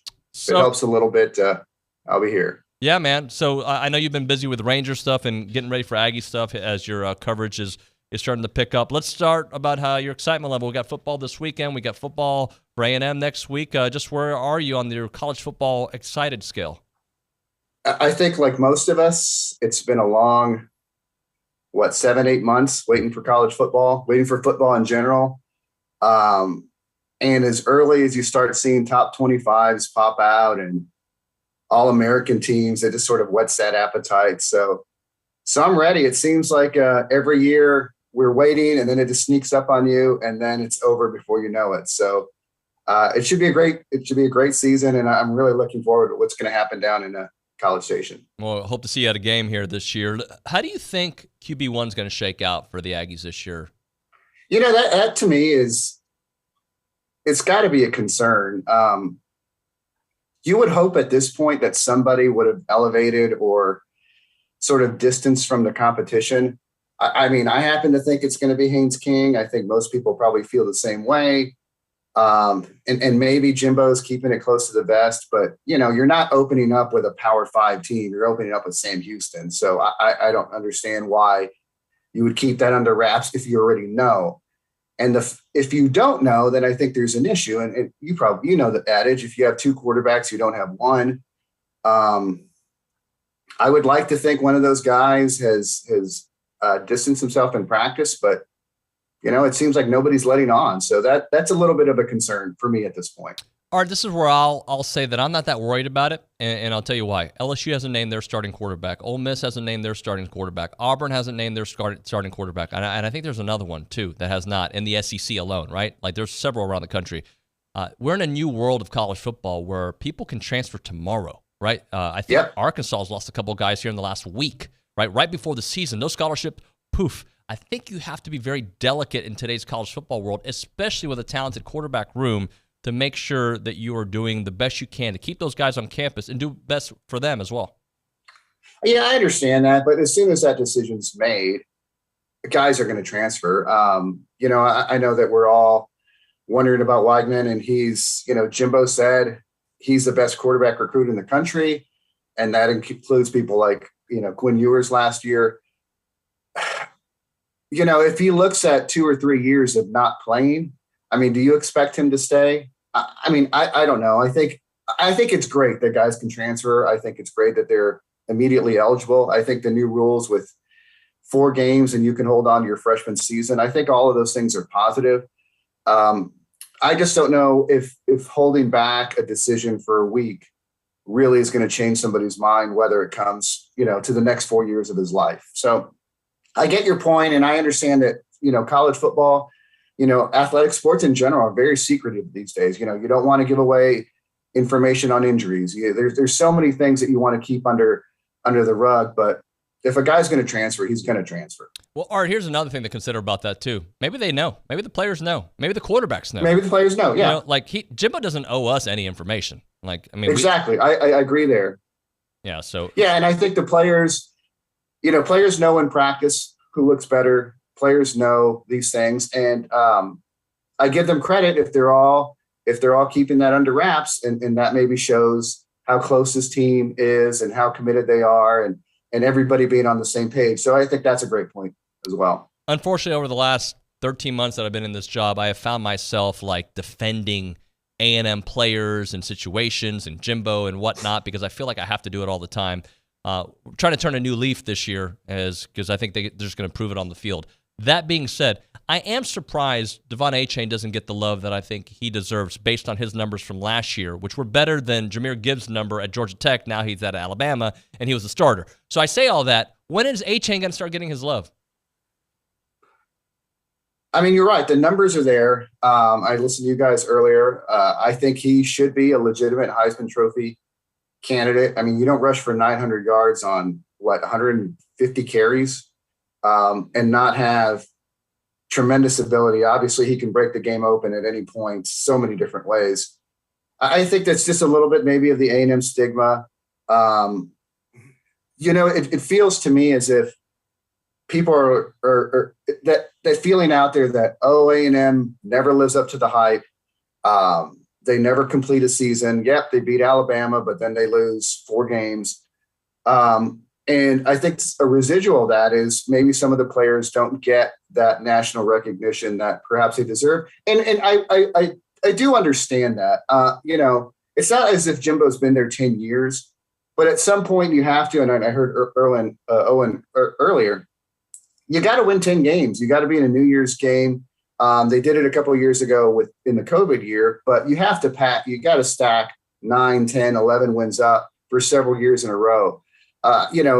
You go back a decade or so, Oregon was in that position and they start winning, and they haven't won a championship, obviously, but you can't just pop up every now and then and be expected to be considered in the same light as Alabama, Ohio State, Clemson, some of those programs. And I think A&M has all the tools to be there, but at some point you have to show it on the field, and it's got to be more than potential. And Achane, I think this gets wrapped up in all that. I think there's just sort of this anti-negative, this anti-A&M feeling because, they're number 6, but let's see where they are after they play Arkansas. Let's see where they are after they play Alabama.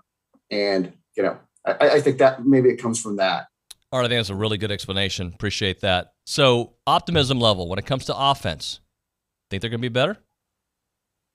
I think they should be. I think the quarterback situation, again, is a key. If King's your guy, if it's Johnson, whoever it is, you want him healthy for the whole year.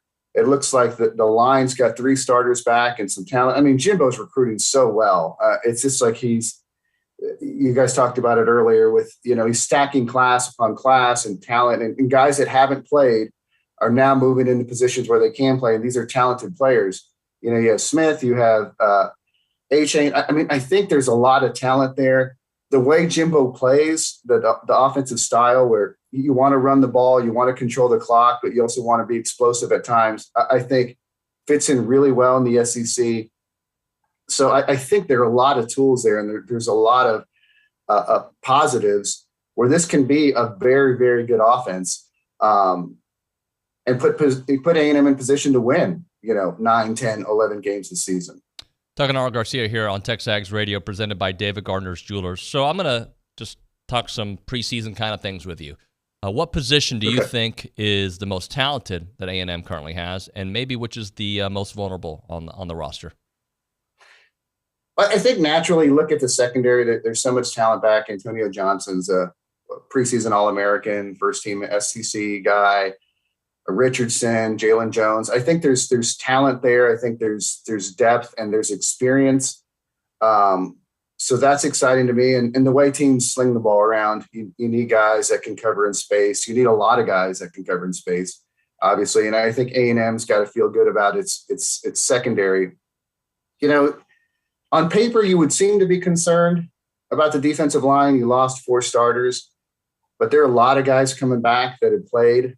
That played last year. And then you look at that recruiting class with so many, 4 or 5 5-star defensive linemen, Walter Nolan, Stewart, these guys.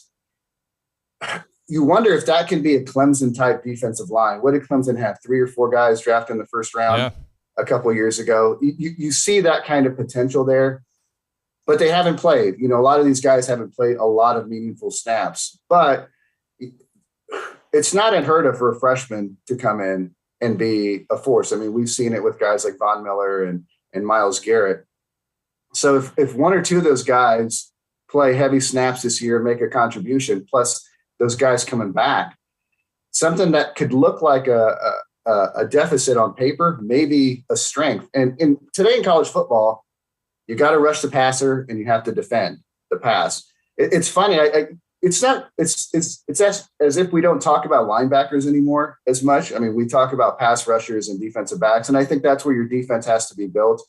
Obviously, you want some linebackers that can cover in space and help stop the run, but those two units up front and in the back, I think there are a lot of things to be positive about for A&M. Talking to Art Garcia here on TexAgs Radio. Art, let's close up with this thought. How many teams have a legitimate chance at winning a national championship? And is A&M one of those teams this season, not next season, that everybody's pointing to, this season at winning it? Yeah, I mean, anytime, it comes down to winning the West. If you can win the West, any team that wins the West, I think is your favorite probably to win the national championship. If you get through that gauntlet of Alabama, LSU, Mississippi State this year, Ole Miss, those teams, you have to consider yourself in position to win a national championship. So I think A&M is in that group. Obviously, Alabama and Georgia are going to be in that group, Ohio State. But any team to me that could compete in the West, I think can win it. And I think if you can get out of the West even with one loss, there's a good chance you get to the playoff. I mean, Alabama's proven that. They haven't won the division. Everyone thinks that Alabama just wins the SEC every year, and they don't. Some of those years that they won a national championship, they didn't even win the division. They maybe lost to an LSU or somewhere in Auburn along the way and come back and won the playoffs. So this division, Jimbo said recently the SEC is the closest thing to the NFL. The SEC West is the closest thing, obviously, is better than the East. So any of those teams that can come out of the West, I think it's got to be considered a legitimate, contender to win a title. Art, I'll just ask this as we're hanging up here. You check out any Hard Knocks and Dan Campbell? I did watch that, the first one. I think it's great that he's a coach. I love the enthusiasm. I love the stories, the intensity. I feel bad that it's in Detroit. That's just a team that you just don't think is ever going to win. And if there's a guy out there that Aggie fans can rally around, it's a guy like Campbell. And, then Aaron Glenn's his defensive coordinator, which is great. I just wish it was somewhere other than Detroit. But it's fun watching the guy. I can see why guys are fired up and want to play for him. It seems like he's 100 miles an hour every minute, it's pretty awesome. No doubt about it, Art, man. Thanks so much for joining us, man. Let's do it during the season, all right? Anytime, David. Appreciate it. Art Garcia there does great work for SI. Go check out his good work there as he covers the Aggies on that portion of the site. Right now, we're going to hit a break. When we come back, it's going to be time for Around Aggieland. We got Kay Nagley coming back in studio, talk with her, and get to your text messages. It's TexAgs Radio. I'm Chelsea Reber with your community calendar on the Zone. The Arts Council of Brazos Valley Celebrate the Arts fundraiser is September 1st. More information about the agency's most important fundraiser is online at acbv.org. Registration is now open for Habitat for Humanity's annual Financial Literacy Series. Classes will take place every Thursday from September 1st through the 22nd from 6 to 8 p.m. in the Habitat Education Building. Visit habitatbcs.org for more information. Toastmasters International has helped millions of people become more confident communicators, public speakers, and leaders. The Bryan Club meets every Thursday from noon to 1 at the Mounts Library. Gain the skills needed to achieve your personal and professional goals. Submit your nonprofit event by email to news@WTAW.com. Your home for football with the Aggies, the Bryan Vikings, the Houston Texans, plus Sunday and Monday night NFL from Westwood One is the Zone 1150 AM and 93.7 FM. That's your community calendar. I'm Chelsea Reber on the Zone. On-site Contractors and Handyman Services says drivers, be particularly alert driving during the hours when children are walking to and from school. Please drive as if their lives depended on it. All too often, they do. This message is from Dylan and the crew at On-site Contractors and Handyman Services, who do interior, exterior, residential, and commercial general construction. Quality work at reasonable rates. Call for a quote at 979-985-7145. That's 979-985-7145. On-site Contractors and Handyman Services, wishing our kids a safe and healthy school year. When you drive drowsy, you may see things that aren't there. A pink armadillo in the road. How pretty. And there's my Aunt Angie riding a sparkly unicorn. However, you may not see things that are there until it's too late. Oh, an oncoming car? So always get plenty of rest before long trips. Take breaks, share the wheel, and avoid driving in the middle of the night. Oh, a friendly nurse. Be safe. Drive smart. Brought to you by TxDOT. Hi, I'm Jared McLeod with the Sleep Station. For years, Alicia and I have been telling you about the benefits of a new Tempur-Pedic mattress. But don't just take our word for it. Listen to our friend and Aggie wide receiver, Chase Lane. If you feel as beat up at the end of the day as I do after a game, you need a Tempur-Pedic mattress from the Sleep Station. It alleviates all my soreness and I always wake up feeling refreshed. With interest-free financing and 2 convenient locations, you can purchase your Tempur-Pedic mattress today and sleep on it tonight. Aggie-owned, Aggie-operated. Visit thesleepstation.com.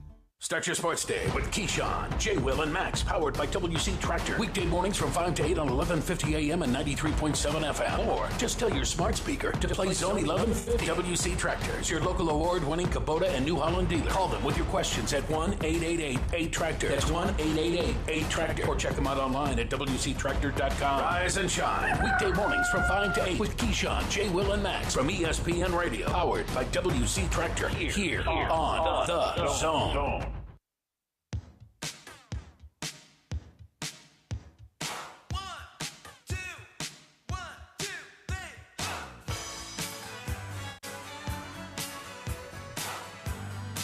I like doing this when Kate's around. What song is this? They've played it at some bar you've been to in your life, or a restaurant, there's no or way. Raspberry Beret. No, never heard of it ever. Never? Ever. Serious? No. What is it? Raspberry Beret. Mm-mm. Prince, are you familiar with his work? Yeah. Yeah. Yeah. What Okay. songs from Prince do you know? Purple Rain. Okay, I'll give you that. That's one. That's really good. One. That's do it. you like or hate when I do this to you? Both. It makes me realize I am just very uncultured in the world of You have to understand. old music. You have to understand, when I first started this gig and I didn't know a bunch of the songs that OB played, people roasted me. They don't roast you. I know more of the songs that OB knows because my parents made me listen to a lot more like country or I don't know, just certain. They weren't certain listening to Prince in the genres. house. Yeah, they weren't listening to Prince. My parents weren't either, trust me. TexAgs Radio, presented by David Gardner's Jewelers here in the Rollo Insurance Studio. You can text the show on the A&B text line. We don't mind. 979-693-1150. It is now time for Around Aggieland, presented by Norman G. State Bank. Norman G. State Bank, rock solid banking. All right, I just want to see if you knew. Website, normangstatebank.com. All right, there we go. So what's going on in Around Aggieland? So first off, school has started. So A&M students, all however many there are of us, are all back on campus, and I'm sure. And their families, it feels like. Traffic has been horrible. It took me like an hour to get out of West Campus Garage yesterday. That was. Are not you fun. serious? Yeah, it was pretty bad. I was to get out of leaving the garage. Yeah. Like I was leaving the rec, and that's right by I was turning outside of West Campus Garage, and it was a good 45 minutes. That would bug me a lot. It was pretty horrible. Why don't you just leave your car at TexAgs and walk? You know, I do that on some days, but my class schedules and different things all over the get place messed up. Yeah, I kind of have stuff everywhere. So also 30-minute walks on campus, not my favorite thing, but yeah, I can understand that. It's just a big campus. We keep on growing. So first of all, 8 days until Aggie football, and we have college football this weekend, and I know a lot of people are excited about that. May not be the games that we all hope and want for, but it's college football. Just all they have to do is just do one marquee game the first on 0 week. They don't have to do all bad games. Just one game that matters. It doesn't have to be matter, just a little matter. I agree with that. That would be wanted for sure. So first off, a record number of Texas A&M students have purchased sports passes, ensuring the nation's largest student section will be sold out for the 2022 season. The 12th Man Foundation announced that nearly 37,000 sports passes were sold. That is a record, and about 1,000 more from a year ago. So once again, unbelievable. That just Love that. It makes sense why there's so much traffic here. Yeah. Continuing, the A&M soccer team continued their shutout streak after defeating Sam Houston State last night 6-0 on Ellis Field. The Aggies will face New Mexico State tomorrow at 7 p.m. for the Fish Camp match. Versus Sam, the Aggies went up 4-0 in the first half, started by Mia Pansy, and then the Maroon and White kept their foot on the pedal, scoring 2 more in the second half. Kate Colvin scored in the 55th minute off a penalty kick, and Sawyer Dumond headed added another one with a corner kick. So 10 different Aggies have scored in the last 2 games, and with 3 consecutive shutouts, that's the clean sheet marks for the first time since 2018. The Aggies have started the season with 3 shutouts. David Edmond asked me yesterday before the game, what do you think the score is going to be? Because they had played Sam tight. And I said, I don't know, maybe 3-1. And he was quick to text, as he always is, that I was way wrong. He's already calling the Final Four. Let's hope so. Yes, so continuing today, the Aggie volleyball team will take on Hawaii at Reed Arena at 11 a.m., and that's starting off the Texas A&M Invitational. Tomorrow they will face number 25 San Diego at 1, and then wrap up with number 6 Pitt at 12:30 on Sunday. And that's a whole new team, 5 transfers, 5 freshmen. So definitely go check out Coach Bird Kuhn and her team kick off the new season. Yeah, absolutely. Good stuff. And then the official 2022-2023 men's basketball roster is up on the 12th Man website, so go make sure to check that out because I make sure a lot of Aggies are excited for that season as well. So you weren't listening yesterday because you were in class, but Bird gave me a hard time for not watching Top Gun Maverick yet. Oh. I still haven't seen it. I know you've seen it. That's hard to believe that you haven't seen that. I was planning on seeing it, and then life happened, and I just haven't seen it. I'm glad Bird was giving you a hard time. Oh, she gave me a roll because I gave her a hard time last year for not watching Guardians of the Galaxy. Have you seen Guardians? I don't think I have. No. Gosh. Thank you, Kay. Of course. When we come back here on this glorious show that we call TexAgs Radio, Billy Lucci, I'm not sure if you've heard of him. He'll be in studio. We'll chat with Billy about the QB1, about Jimbo's development of quarterbacks. Maybe we'll allow him to rant 1 or 2 times about personalities out there talking about A&M. We'll get into 22 and 22. As you know, number 1 is Devon A-Chain. We've got some remaining position battles to get into. So a lot of stuff here over the next hour of the program before our first slate of college football games this weekend. It is TexAgs Radio, presented by David Gardner's Jewelers in the Rollo Insurance Studio.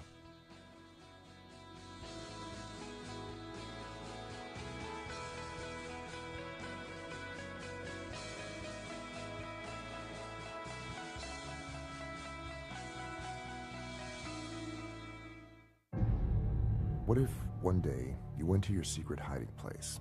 You know, that spot that only you know about? And instead of what you came for, you found something a little different. What if instead of your private stash, you found a simple phone number, 1-800-662-HELP? What would you do? Would you stop and give it some thought? Would you make the call? The truth is, all drug use comes with risk. Before those risks become real, before drugs turn your life upside down, before drugs take their toll on you and your family, know that there is help. You can quit. If you or someone you love is struggling with drug use or prescription drug misuse, call 1-800-662-HELP for 24-hour free and confidential information and treatment referral, or go to samhsa.gov/thereishelp.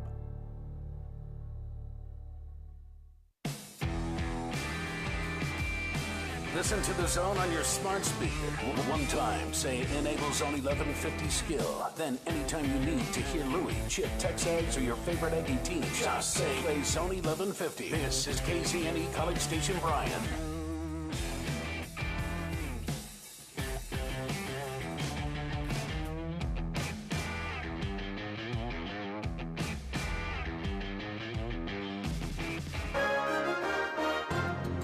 From WTAW, I'm Chelsea Reber with a news update on The Zone. 2 weeks after a pickup truck struck a motorcycle in College Station, the motorcyclist has died. College Station police identified the driver as 28-year-old Bry Keith Turner of Houston. CSPD previously reported the collision at Texas and Southwest Parkway happened when the northbound truck was making a left turn and struck the motorcyclist. The driver of the pickup, who made the turn on a flashing yellow signal, was ticketed for failing to yield the right-of-way. Brazos County has 3 known cases of monkeypox. That was part of an update Health Authority Dr. Seth Sullivan shared on the Health District's Facebook page yesterday. Importantly, the vast majority of monkeypox nationwide, worldwide, cases have been sexually transmitted or are transmitted through direct contact. Sullivan says recent studies do not show touching surfaces being a big driver of contracting monkeypox. As for the pandemic, Dr. Sullivan says we have seen the peak of cases involving the Omicron BA.5 variant, and Brazos County is now at a medium severity transmission level. The former Macy's store at Post Oak Mall is being sold to the city of College Station. The city council last night approved the $7.3 million purchase, which comes 8 months after the current owner bought the property for $3.5 million. There is no specific purpose for the building and 7 acres of parking. It turns out there are 2 more contested races in this November's local elections. Filing before Tuesday's deadline was a second candidate for the Bryan ISD single-member District 3 seat. Leo Gonzalez is running against Fran Duane. And there was a third filing for the special election for Place 5 on the College Station City Council. Nicole Gallucci joins Bob Yancey and Willie Blackman. The updated list of local council and school board filings is at WTAW.com. Follow us on Facebook and Twitter at WTAW1620. I'm Chelsea Reber on The Zone. If you own construction equipment and need replacement rubber tracks, now's the time to get $200 off your next set of rubber tracks at WPI. Regardless of your machine's make or model, WPI can help. From custom hydraulic hoses, O-rings, and depth to teeth, buckets, and blades is at your local WPI. Visit Jesse James at WPI's new location in Bryan.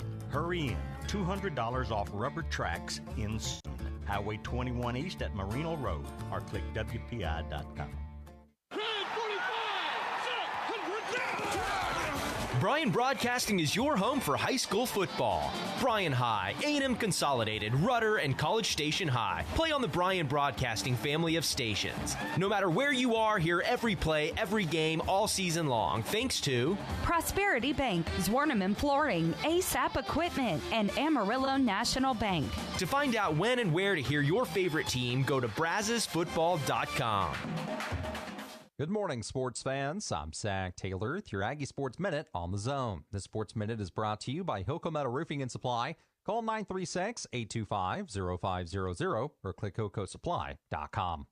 Well, T-minus 8 days until Texas A&M football kicks off the season, and still no announcement on who the starting quarterback will be. Veterans Haynes King and Max Johnson have been duking it out, along with freshman Connor Wigman. I asked Coach Jimbo Fisher if he would ever be opposed to alternating signal callers in the game. I did at LSU in years. DeMarcus Russell, Marcus Randall. We had Rohan David and Josh Booty. They rotated doing games all the way up to the third, fourth game. And guys got injured, ended up guy having it, and then he ended up getting replaced at the end of the year. And the other guy, one that made all conference, the other one got replaced and ended up being the starter. So, I mean, I've had multitudes. If you go through it many years, there's multitudes of guys. We did it with Damian Craig and Pat Nix. We had roles for Damian to come in, and we didn't. But there's other years we played the whole guy the whole year. So whatever gives us the best chance to win. We'll see if that, in fact, is an option on September 3rd when the 6th-ranked Aggies host Sam Houston State at Kyle Field. Speaking of Sam, they were no match for A&M soccer last night as the Maroon and White rolled to a 6-0 victory. Mia Pante accounted for 2 goals for the Ags to improve to 2-0-1 on the season. And A&M volleyball will get its season underway this morning as it plays host to Hawaii for the Texas A&M Invitational. First serve is at 11 a.m. at Reed Arena. And that's been your Aggie Sports Minute, brought to you by Hilco Metal Roofing and Supply. On The Zone, I'm Zach Taylor.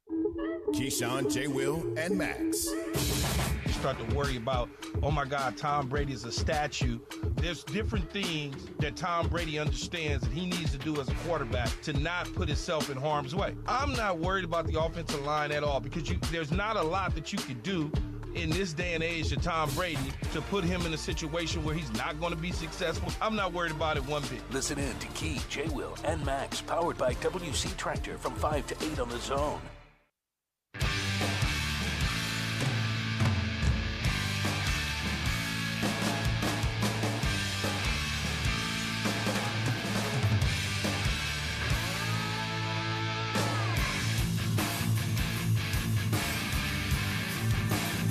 All right, we're back. TexAgs Radio presented by David Gardner's Jewelers here in the Rollo Insurance Studio. We're going to have Billy here. We're going to do a short segment here and get Billy here in the next segment. So we'll just get to some of your messages. And as I look through these games out here, like I was going to like do some winners and stuff, but as OB and I went through it earlier, like there's no games that really catch my attention other than Nebraska Northwestern. I do want to see Florida State play. I think are they playing this weekend? For some reason, I think they're maybe next weekend. But there's some games I'm interested in, but really from the first slate of games starting tomorrow morning at 11 a.m., that first game, nobody in the world wants to watch, not even people who go to Austin Peay or Western Kentucky. Nobody cares about that game. Nebraska Northwestern is right after that game, and I think We all know the big storylines there. There's two big ones. They're playing in Dublin, Ireland, and Scott Frost, he's basically playing for his job. If they lose to Northwestern, that dude's not going to get fired in week 2 by any stretch, but he has certainly opened up the door for that. I think Nebraska's going to win, and they'll be much better this year. It'll be interesting to see how things play out for them. And then Florida State does play. I'm interested in seeing them because they're also in the same situation to where things could go south for them real quick for Mike Norvell. But Duquesne, that should be an easy game. But remember, they did end up losing that first game of the year. What was it, Jacksonville State that they lost to start off the year? Terrible.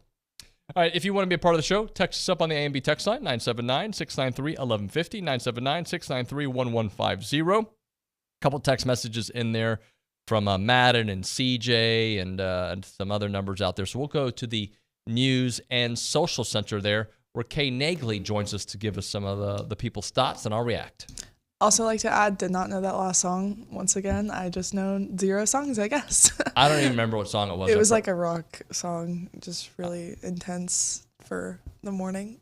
So let me ask you this, Kay. Oh, gosh. What should we be playing?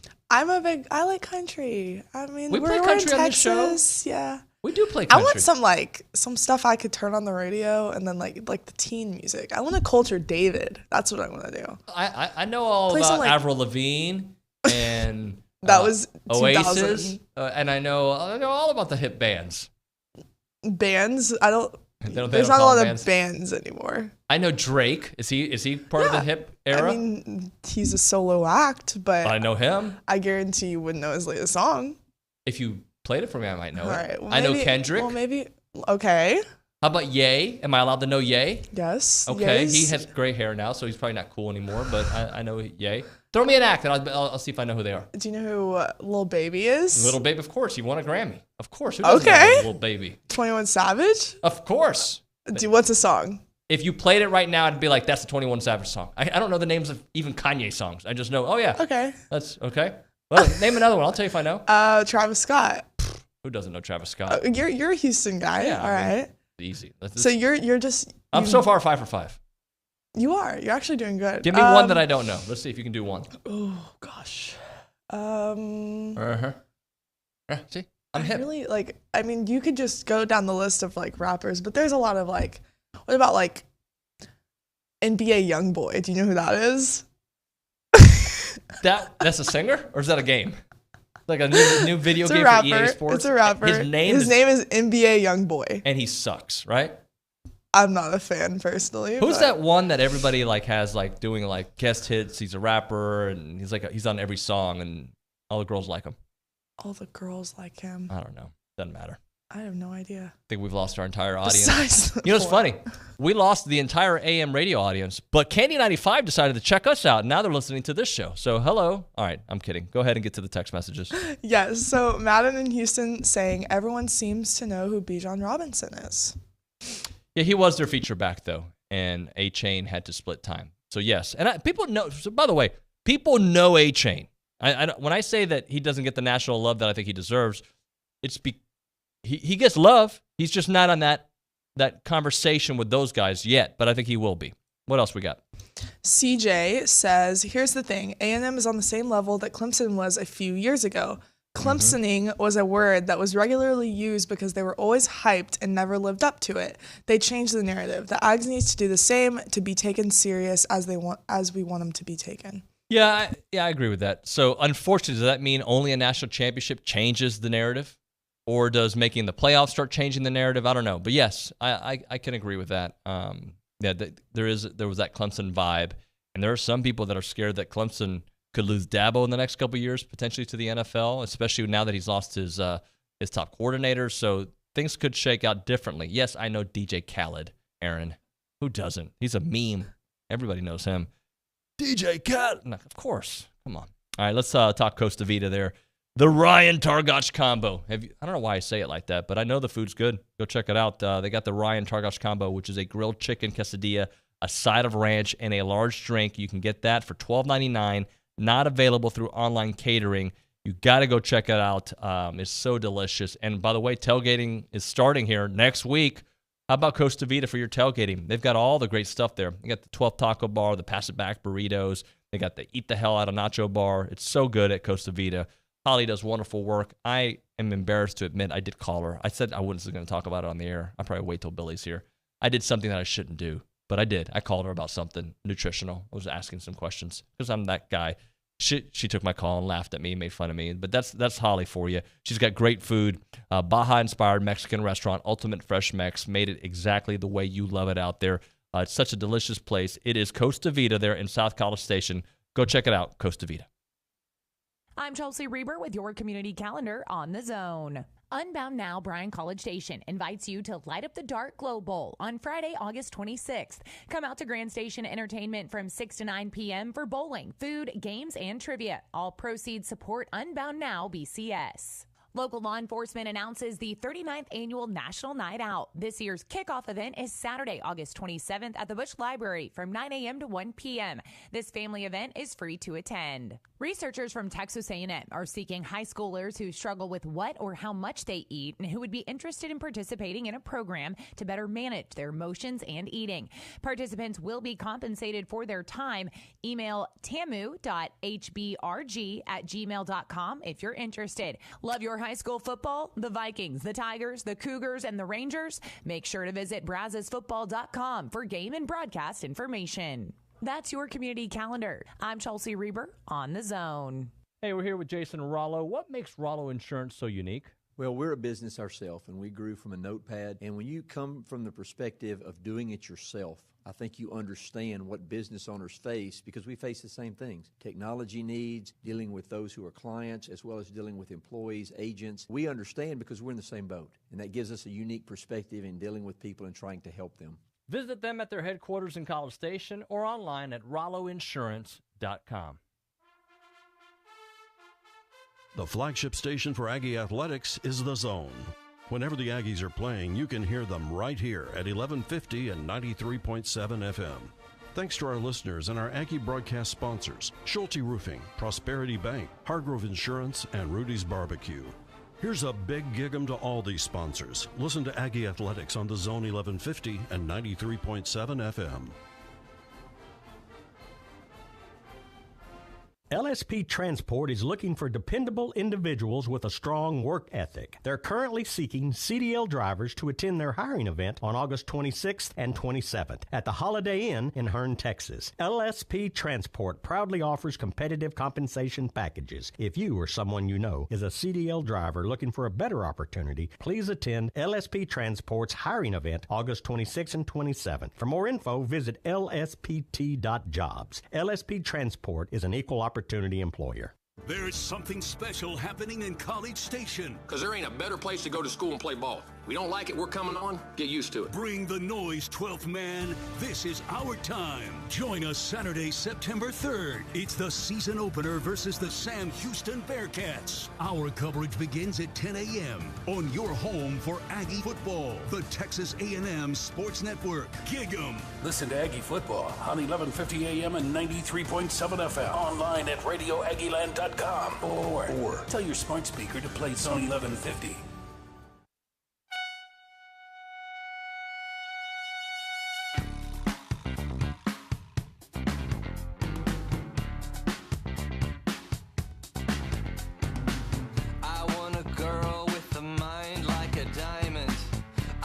Kay's laughing.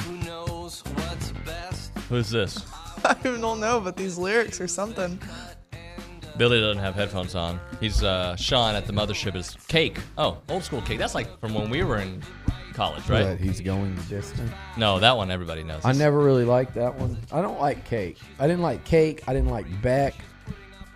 Somebody sent me a song yesterday that they thought was good, and I hated to disappoint them, but they sent me, was it the Bloodhound Gang? That sounds like something I would have listened to. Yeah, Fire, Water, Burn. The roof is on fire. Like, no, I don't like, that's bad. That's crappy music. So if you like that song, it makes me call into question a lot of things about you. Good morning, man. Careful. How are you doing? Good, how are you? I'm not going to talk about anything embarrassing. I almost wore that same shirt today. Well, that would have been terrible. Similar. I'm not going to talk about something embarrassing, but I'm just going to say I was at the gym yesterday. I already told the story. You already said on the air? When I rolled that ball. Oh, you said threw it at where did you say it? The Ask Lucy thread. Oh, you did?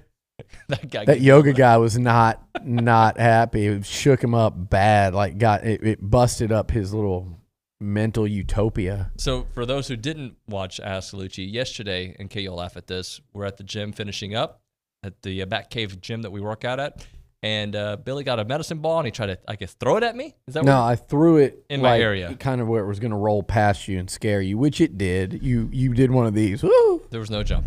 It was total dainty, very dainty, and it rolled right into this poor guy's. It hit a curve and curved back that way. It hit his water bottle or his coffee bottle. or whatever. Didn't spill it. By the way, it hit the floor. It was closed. It was sealed. It fell. He turned around and looked at you like, "You ready to roll?" Oh, I said it's not. I go, chill out.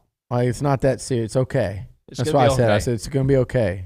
And he went like, because I was like, oh, sorry. You know, when you do that, it's okay. Didn't spill anything.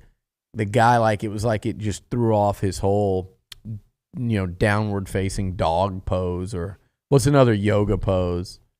He's over there doing like personal Pilates or something. Yeah, he but did it was not. I was like, calm down. You ready for some football this weekend? You care?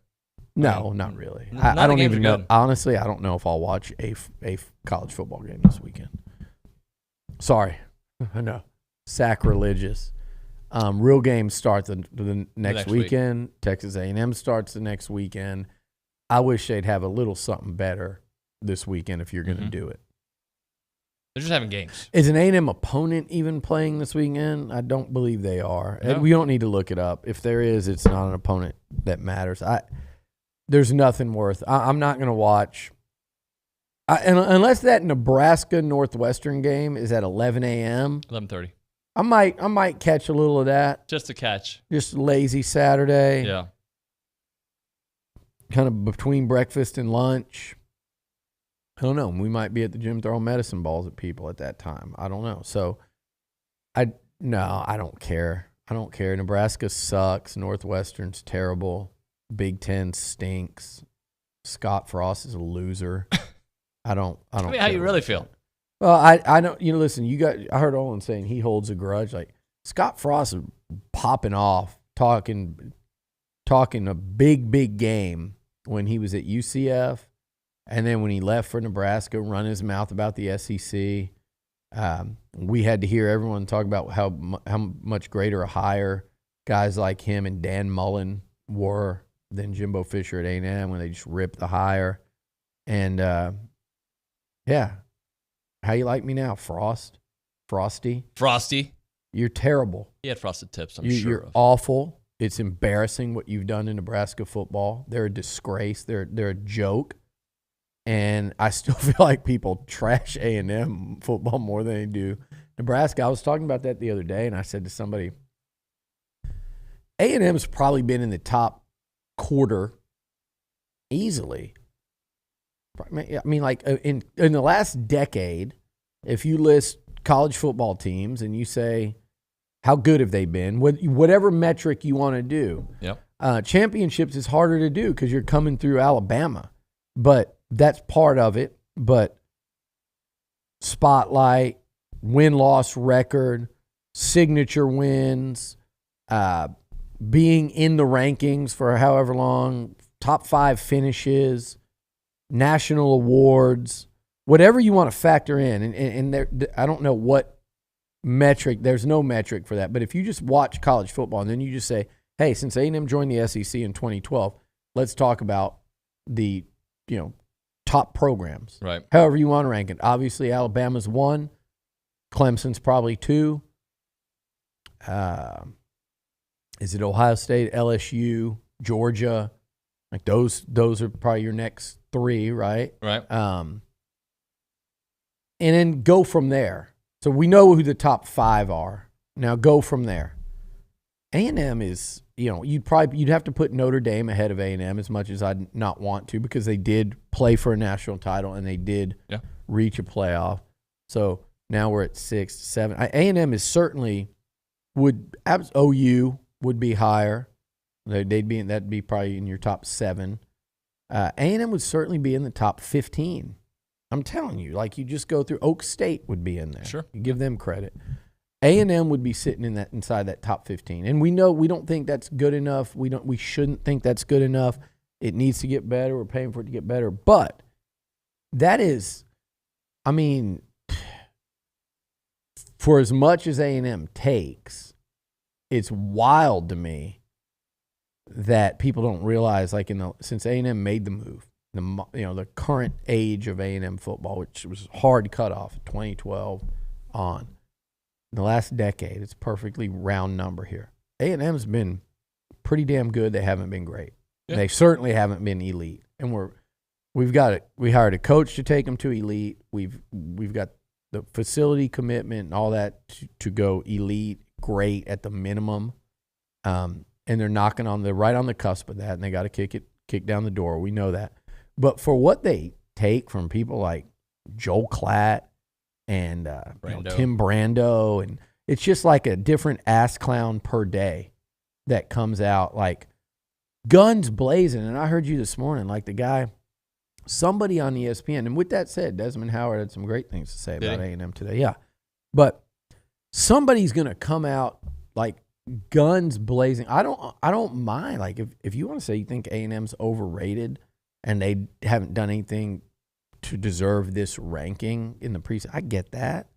And I don't entirely disagree with it. I think A&M, I would have liked to seen them in the 8 to 12 range based on what's returning and stuff. But to get to take that ranking and then just turn it into like a 3-minute, let me try to go viral on Twitter by getting really fired up and worked up about this. So what I've got to do is trash Jimbo, trash A&M, bring up NIL, hit all the talking points. In some, like my man Stinchcomb, who I like a lot, sitting there saying that A&M didn't beat Bama, Bama beat Bama. Did you watch that effing game? He didn't watch it, obviously. Did you watch the game? He's really good. You watch the game. How in the blue hell can you come to that conclusion when you watch that game? Don't be giving Nick Saban and Alabama, don't be giving them the easy way out. Don't go soft on them. They lost a damn football game. They should have lost about 4 of them. I give them credit for only losing 1. They weren't that great last year. A&M played great that day. They had guys making very high degree difficulty of plays to win that game. They took that game from Alabama. They weathered the storm. Bama took, did Bama take the lead or tie it? They took the lead. A&M came down, tied it. Then A&M came down, got the stop with the game on the line against Bryce Young. Then came out, drove down, made plays, kicked a field goal to win it. Get out of here with that. So it's like they feel this, A&M, I'm going to guess, is low-hanging fruit for them to get really indignant because, man, A&M's ranked 6, and I think they should be ranked 11. And the stuff that they choose to willingly ignore, I want to see the guy that steps up and steps out there nationally and says, I actually think they're going to be good. Shut up. Yeah. They finished in the top 5 2 years ago. Top 5. COVID season. No, if it wasn't for COVID, Trevor Lawrence plays against Notre Dame and A&M's in the playoff. You jackass. So drop that narrative. Here, so in top 5 finish, number 1 recruiting class. Oh, but it's NIL. Everybody has NIL, so shut up about that narrative too.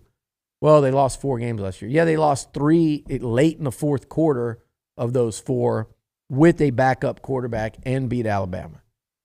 So now, with that said, I think a national guy that would take that sensible, realistic approach to analyzing A&M, if their next sentence, if his or her next sentence was to say, now, this is a big year to prove that last year was the outlier and that in 2020 A&M got over that hump and turned the corner, and they're going to start making the most of the resources and the talent they have on campus now. Now it's time for Jimbo and the Aggies to start winning double-digit games and threatening for playoff berths on a consistent basis. Fair. Absolutely fair. But the other stuff people are saying, man, it's shock jock nonsense. But again, some of those teams that are in those rankings in the same area as A&M, the 8 to 12, They all have the same freaking questions A&M does. No doubt. I've looked at it, and it's like, who do you put in there? Well, you could put this team or that team, but you also could not. Right. So, I mean, I get it. But, I mean, that's fine. Say they're overrated if that's your take. But you don't have to go on a 3-minute diatribe just trying to get so worked up and bent out of shape. Go do that about the Nebraskas of the world. Go do that about the Texases of the world, like Herbie did with the cesspool thing.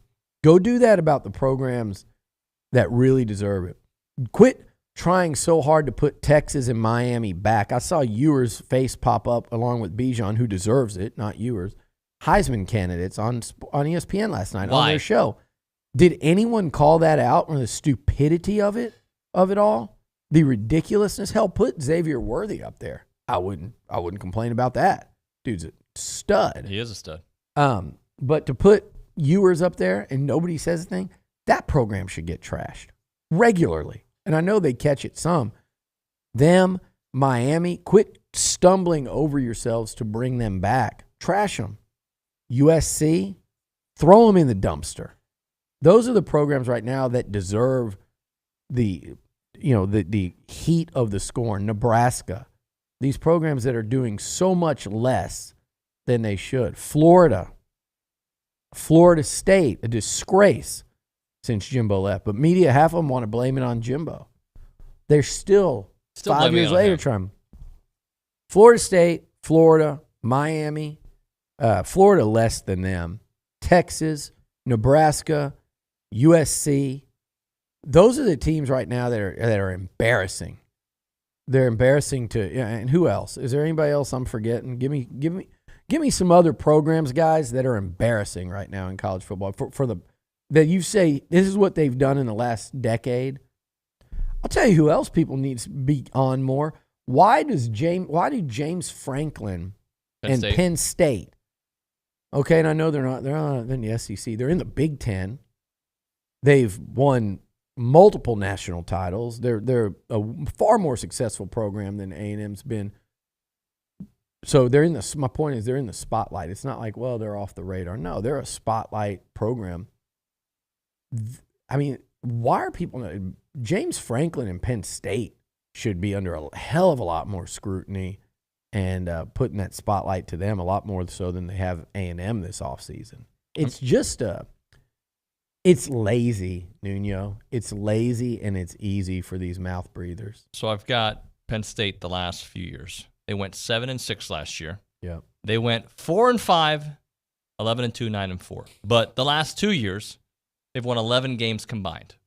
Yet he gets treated like he's in that top 5 royalty at times. And you're right. They don't get that same kind of. But it was interesting, Billy, because when you had been a little not quiet, but you hadn't been fighting these fights as much recently. But then this week, you're just like, stop already. Like Joe Klatt. It's like every year, man. Like, look, you sit there and you probably believe you're unbiased. And you think you're telling it like it is. Some of what he says is true. He's wrong about. He points out Jameis Winston even got worse.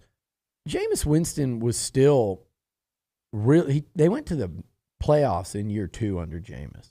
Okay, like they went to the playoffs. He played like crap in that Oregon game and they lost. He had a lot of issues after winning that Heisman, but he hung in. They hung in there with him. They went to the playoffs and they were undefeated. Lost a game in the playoffs to Oregon. They were 1 game away from playing for the national title 2 years in a row. Like, what on earth are we talking about here? People want to criticize, Jimbo and lack of development with a quarterback. Like, look what he did with Kellen Mond. I'm rooting for Kellen Mond to make it, but if Kellen doesn't make it with the Vikings, how he performed at A&M and what Jimbo drilled into him turned him into a 3rd-round pick. He had a really good senior year, and there are people even in this fan base that thought he was no good throughout, and to have the kind of senior year he did and end up a 3rd-round pick, it's one or the other. Either he was really good enough to be drafted in the 3rd round, and Jimbo just did nothing, or he wasn't good and Jimbo developed him, and now if you guys are saying he wasn't good, same thing with Jamarcus Russell. Well, he wasn't. then kudos to Jimbo and LSU for Getting turning him into a drafted. number one pick in the freaking draft. I would contend that Jameis, I hear people go, well, he was a lot better in college. He hasn't been that good in the pros. And somebody called him, but he's pick 6, Jameis. I go, well, if he's not Tom Brady or Peyton Manning or Aaron Rodgers or Brett Favre or whatever, then how amazing is it that Jimbo Fisher managed to win, what is it? You play 28 out of 29 games with this guy at quarterback who apparently isn't very good according to you guys. He's still starting. He's been in the league how long? 7 years? Yeah, but you know what I'm saying though? Like you can't. Everybody has this moving target with the argument. Klatt's one of them, and he does it constantly. It's like, are you applying this same level of vitriol and energy and intensity? And like, man, I'm blunt Fox Sports guy. We at Fox Sports tell it like it is.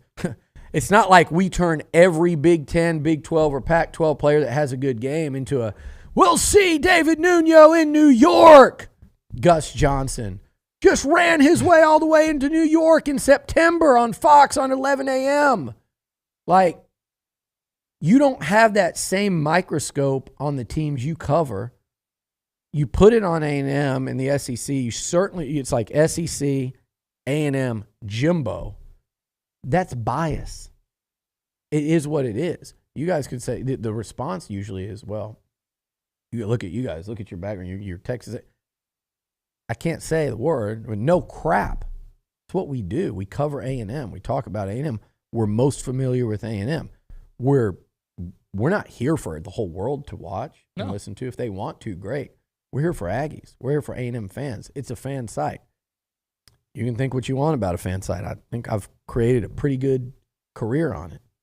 Pretty nice. Some of you guys should try it.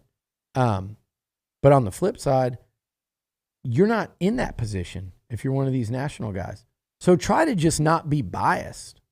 Do your damn job. If you want to hold A&M to that spotlight, quit ranking Texas in the top 5 every year, Klatt. It's embarrassing. It's ridiculous. So, yeah, I am fired up today. It's that time of year where we're ready for football to be played. Right, No question about it. When we come back, 22 and 22, our number one Devon A-Chain. Plus, we got some other things to get into, some position battles still ongoing. It is TexAgs Radio, presented by David Gardner's Jewelers. His playlist might have Oasis, Bad Bunny, and Kanye, but he's thinking about his Aggies all the time. It's David Nuño and TexAgs Radio on The Zone. Start your sports day with Keyshawn, J. Will, and Max, powered by WC Tractor. Weekday mornings from 5 to 8 on 1150 AM and 93.7 FM. Or just tell your smart speaker to play Zone.